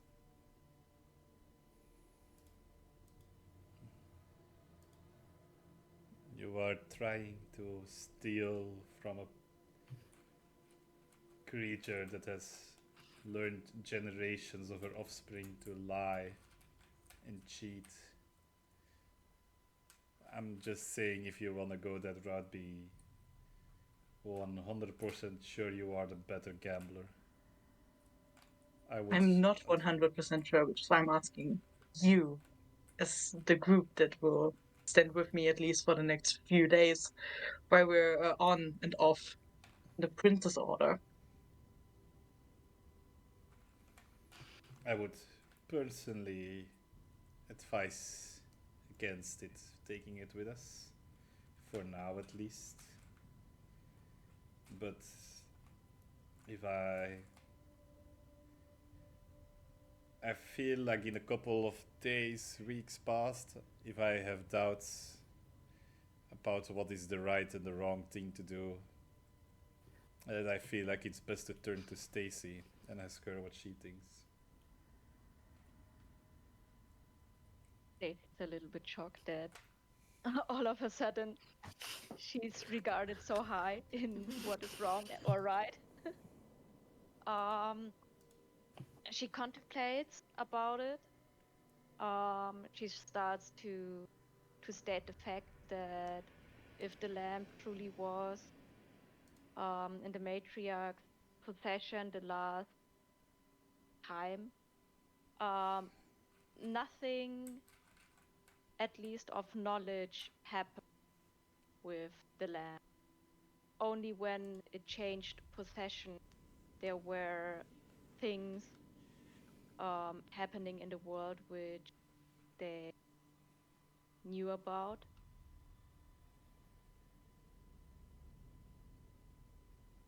But also, she's not. I'm not in favor of giving a singular person too much power to wield at their own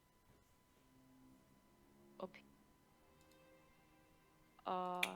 It's a tough decision what we should do, and Stacy goes back to a little bit of a mediation, and she tries to talk with Nashu in her mind what um,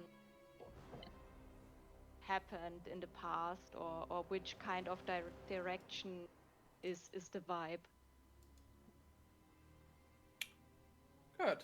Before we do that, Zizi, anything you want to add? I think we should not deceive the matriarch if we cannot make sure that we pull off that deception. The last thing I want to incur is her wrath, but I do agree I don't fully trust her either. Well, out of character, my heart is pounding right now. This is so cool.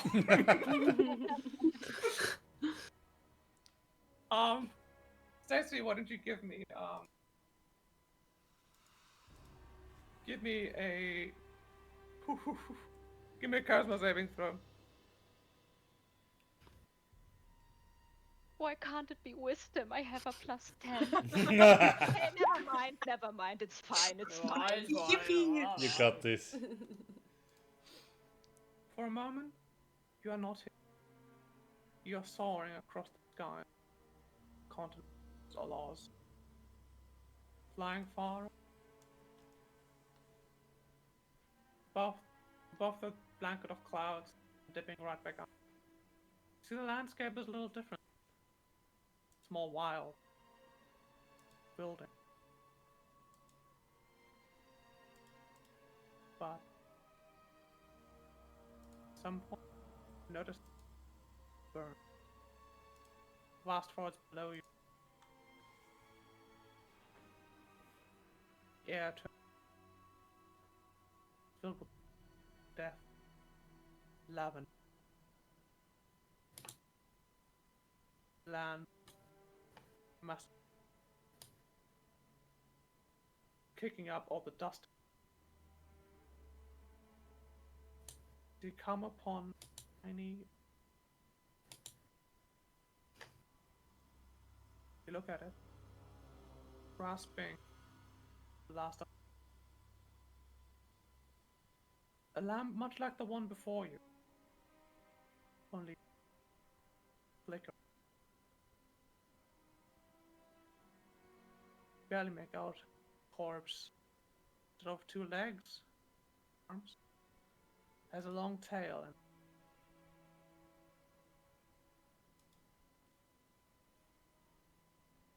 your vision shifts,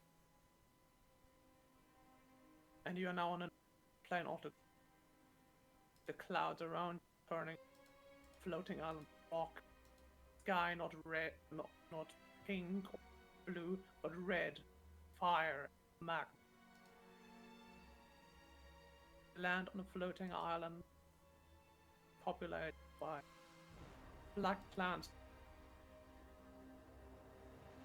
massive skeleton of a dead, truly titan proportion. Even you, an ancient dragon, a dwarf, sheer.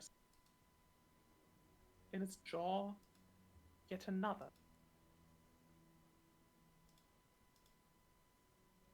Too late that creature standing above you, barely taller than Stacy, you,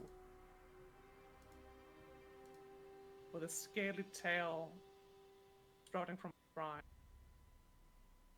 pushes back a hood, gray face, dark, long black, massive curled horn.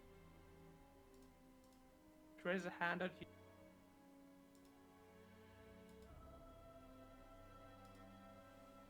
Find yourself now not in the past, but in the future.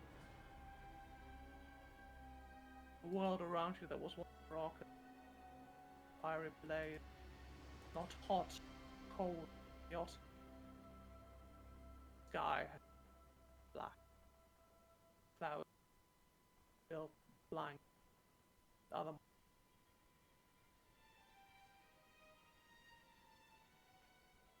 in the midst of once royal palace stands the figure again. Horns, twist, tail, black. Looks at you, face.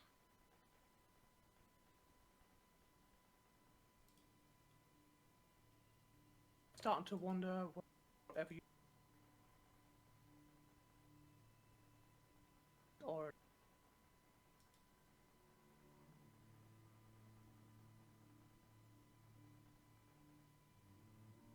and with that, we're going to go into a 5-minute break.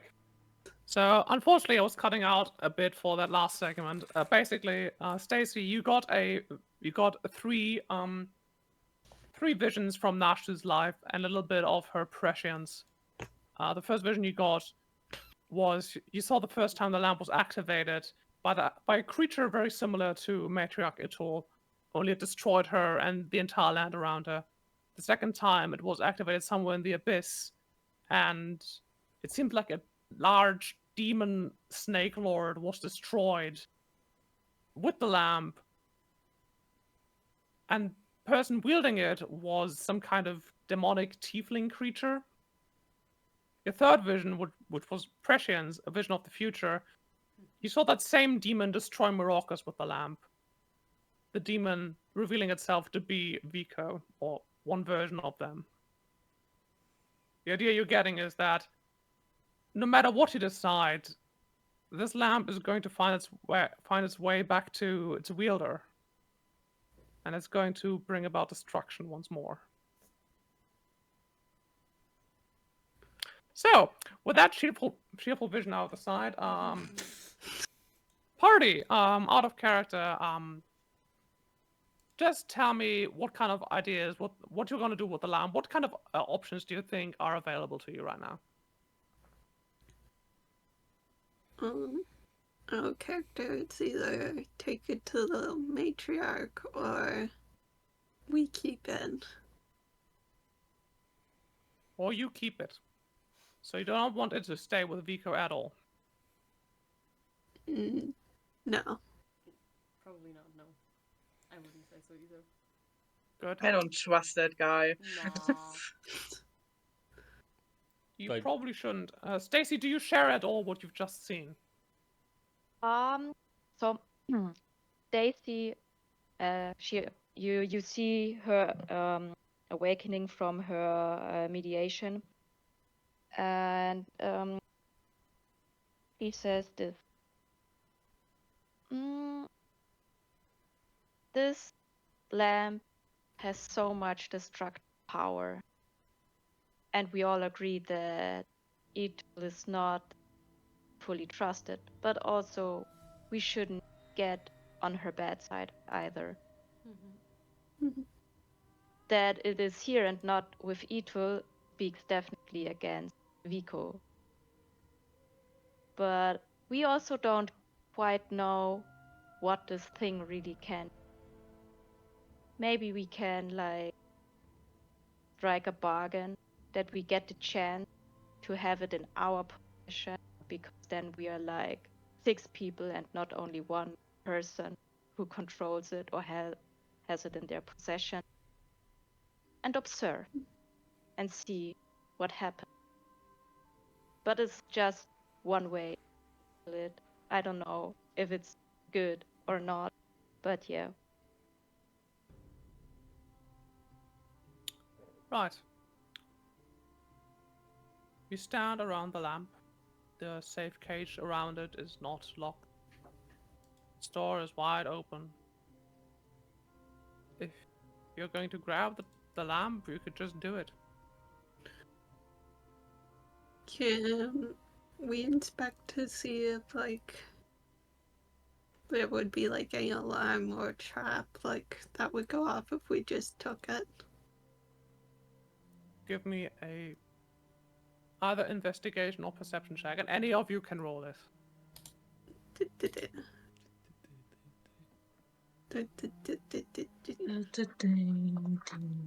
Skilled. My Good. perception is better.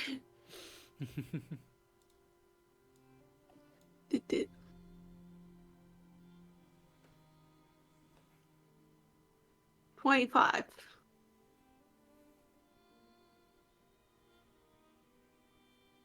With a 25, the lamp seems agitated. Granted, you don't really understand how it works other way. All the functions you know it has is that it can open a port, that it can open a door to another plane, that it can absorb the souls of the dead around it, and that it can release those souls again in a maelstrom of arcane energy that destroys everything around it. You have no idea one way or the other what this thing is going to do once you touch it. You have no idea if maybe if this is like an obvious trap, or if Vico just didn't assume anyone would come past the vault golem and just left it open just cause. I leave it up to Flora if she thinks this is suspicious. But you don't know. You don't know if this thing is trapped.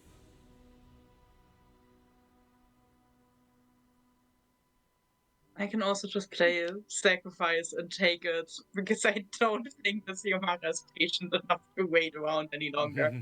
I would like have Flora relay this information to the party. Okay. Is everyone okay with Xiomara just going to grab the lamp? Very carefully, like it is a tiny child.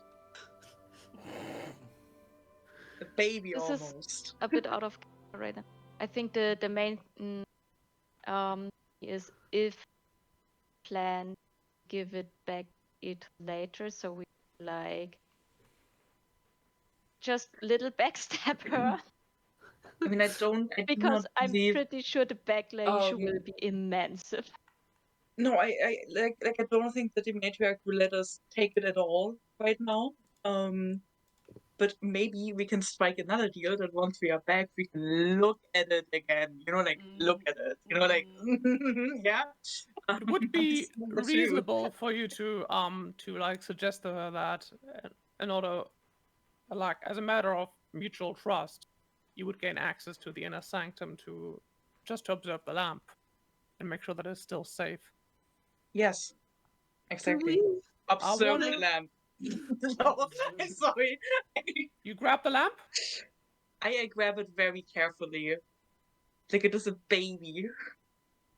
should we leave like a fake lantern so Michael I mean, doesn't get suspicious? the only one that I can do lasts for 1 hour, and I don't believe that that's enough. One Only one. moment. Players may I have your Yes. attention. Yes. When I wrote this quest and everything that was going to happen, I knew I would get the best out of you, and I have. I'm very proud of you. You may all mark down a point of inspiration. Yeah. Unfortunately, this is not how this world works. Xiomara, You've been You fucking touch up the the lamp. name. you touch the lamp, and immediately you feel a scalding heat and pain as it threatens to incinerate your entire soul. Hopla. A bolt of lightning as bright as the sun itself and as blue as the lamp you see before you shoots at you, but instead of obliterating you, Seri, Mhm. something inside you wants to attract the pain that would the pain and the destruction that otherwise have haunted Xiomara. In fact, the lightning hits you. Before any of you can tell, Seri is completely disintegrated. What the? Okay. You all are paralyzed as you hear the alarm ring out from the lamp. It's a howl. It's a demonic howl like you've never heard. It's like millions of dying children screaming at once. You barely see as everything turns blurry in your vision that a portal opens up in the ceiling of the room, and a familiar person floats down. Flora? No. There are two archmages in the room. Which one's the real one? I wonder. Wait, I'm not here. Fuck. Yeah, you can sit back and here.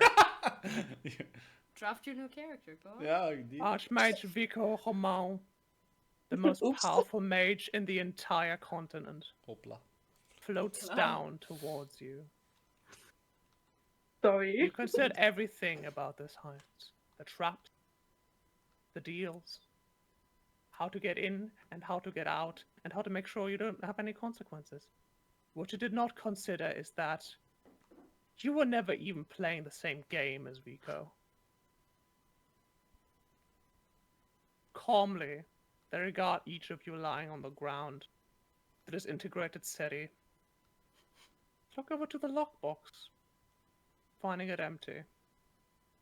With a flick of the wrist barely even touching it, the lockbox closes, the podium sinks into the ground. The lights around the room turn on, bathing each of you in a dull peach glow. Unimpressed, they look at all of you. You notice now the strange amber glow coming from their pupils is demonic. There's no doubt about it. The demon Vico says all of you and says, "You absolute fools. I cannot leave this city for 2 days without someone trying to backstab me." Before any of you can answer, you realize that you're paralyzed. They look down over to the ash pile that used to be Seri. For your crimes, you're going to help me fix this. Xiomara, you awaken from your paralysis. Go on. Say what you're going to say. I mean, Not that it matters. I would say that it was a very good try on our part. We should have maybe considered that it wouldn't be this obvious. And I wouldn't call it backstabbing, as we never actually worked together that much. But besides that, I mean, I can't really defend myself right now, can I? This is very obvious Your Honor, what has happened. Your Honor, I was they doing just- it for the Chivo. They gesture with their staff, swinging it around. You are pulled up and immediately stand on your feet. You are stiff as a brick as they continue to say, "A good try on your part. Your companion is dead." I mean, I never knew him that well. Tamara. The first time I see you in years. And you're so much like me. They smile at you, and it's a bitter smile. You can see their fangs now. A forked tongue slitting in between them, as they say. You will do this. Run as fast as you can to the upper story of the building. Find my assistant Yosa. Tell her the emergency has occurred and she will know what to do. The rest of you, they gesture again with their staff. Sweep up your friend, please. Sumara, before you can reply, you can feel an unnatural force dragging you out of the vault. As you come into the corridor, you see Cleone is nowhere to be found. Of course. Of fucking course. Never trust a snake person. Oh, okay. I see how it is. Zizi, No. you start sweeping up the person you were supposed to shadow, wondering if perhaps at some point something could have prevented all this.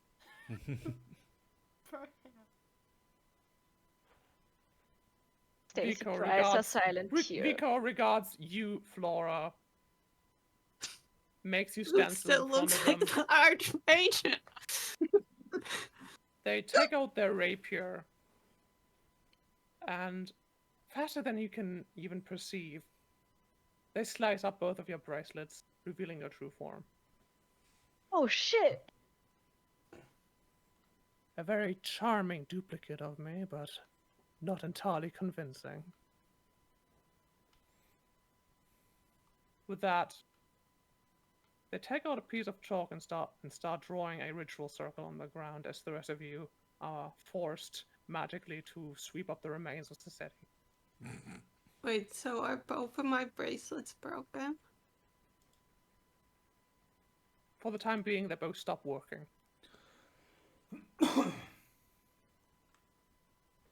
We can deal with the consequences of that later. Sumara, you find Yosa. She was something of a friend to you once when you studied under Vico. She's like this tall, very well put together half-orc wizard. And she sees you come into a room in the middle of the night. She's still studying. At first she wants to yell at you, but then you say something about the emergency, and her face becomes pale. She storms out with you in tow, runs fast to the storage room of the Archmage's office, and pulls out a jar. She tries to follow her, and you do. Find yourself back down in the vault. As Vico bids all of you stand aside as they prepare ritual, they place a small pile of Seseri on one end of the circle. The other end, the jar, which they open. A foul, odorous stench comes out. They place themselves in the middle and they start chanting something in abyssal.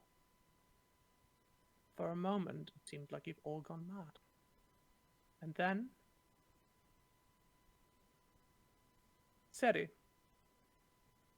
you found yourself in darkness. In front of you, there's a desk and 2 chairs on it at it. Something gives you the feeling you should sit down on it. I sit down on the desk. In front of you appears what you think is your mother. She sits down in front of you. She smiles wanly. She grabs your hand. She's, "Oh, Steady. You're really in it now, aren't you? How are you feeling?" With the feeling that I feel relief. She nods. You could never forgive yourself in life. I'm hoping now you can maybe put things into perspective. She takes her hand away. Unfortunately, you will not be able to stay here. What do you mean? The gods have need of you, Seseri. And even though you might be done with life, life isn't done with you.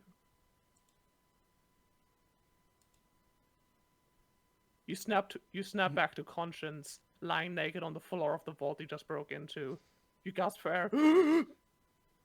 As the rest of you watch the pile of ash rematerialize into Seti, now lying naked, clammy and cold, kind of emaciated on the floor. Vico doesn't look much better themselves now, having exerted themselves in the ritual. Some kind of powerful necromancy has just taken place here. Something you would never see taught at any university. And you're all able to reconvene with your friend who has just, by a hair, escaped eternal damnation. As Vico turns to each of you, raising their staff aloft, and says, I will forget this happened. I admire your courage, all of you. The lamp stays with me.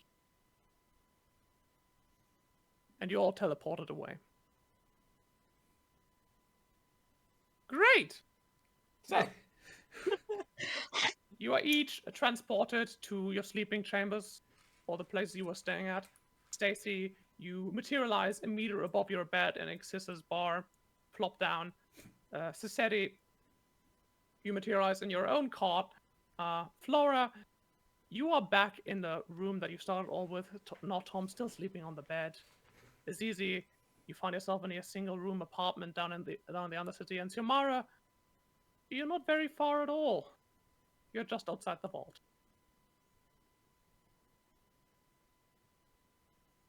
The rest of you fall asleep and have the effect of a long rest. Yay! Xiomara, now standing outside the vault, Yosa looks sad at you as they stand behind Vico. Vico giving you another dead expression. They put away their rapier and their staff, and they cross their hands behind their back and inspect you for a while. You stand there, stiff, defiant, not willing to admit that you've done anything wrong at all. And they start clapping. Well played. Tell me, Fawaran, what were you trying to achieve here?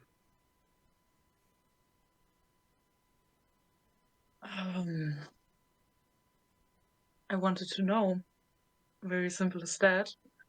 And once I was inside, I wanted to be better. They nod slowly.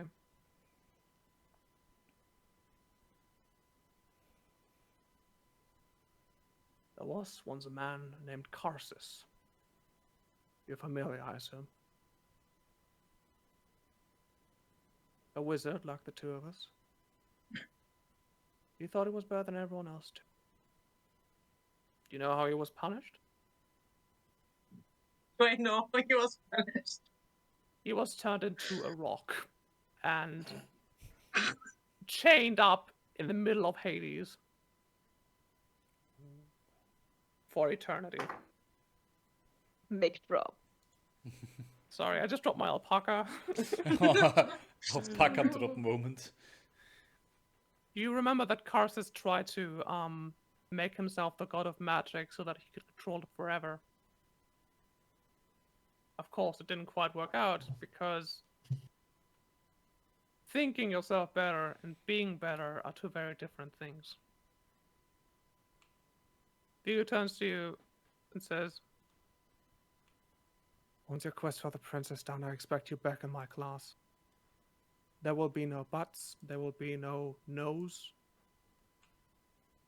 We have a lot to learn from each other, I think.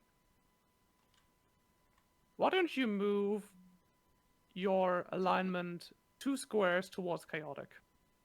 Okay. Wow, your alignment changes so It's much. every single. Wait, where can I find my alignment? Alignment restored to evil. I mean, I can also do that afterwards because I can't quite find it right now. Is there anything else you say to them? Well, I would have to ask. I know we just said I have to be back in class immediately.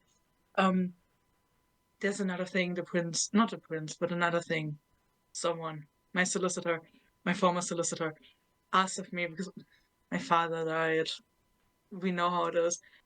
Did I need to identify the body or something? Can I very quickly do that in between? Or not? There's no rush. After all, what is a couple of weeks compared to an eternity of damnation in Hades? Okay, then I guess we will see each other after that. They smile at you, the demonic fire in their eyes burning with rage. Indeed. They snap their fingers and you're in your bed asleep. Right! That concludes today's session. Damn. Cool. Alright. I'll see you after an I'm so eternity. flabbergasted.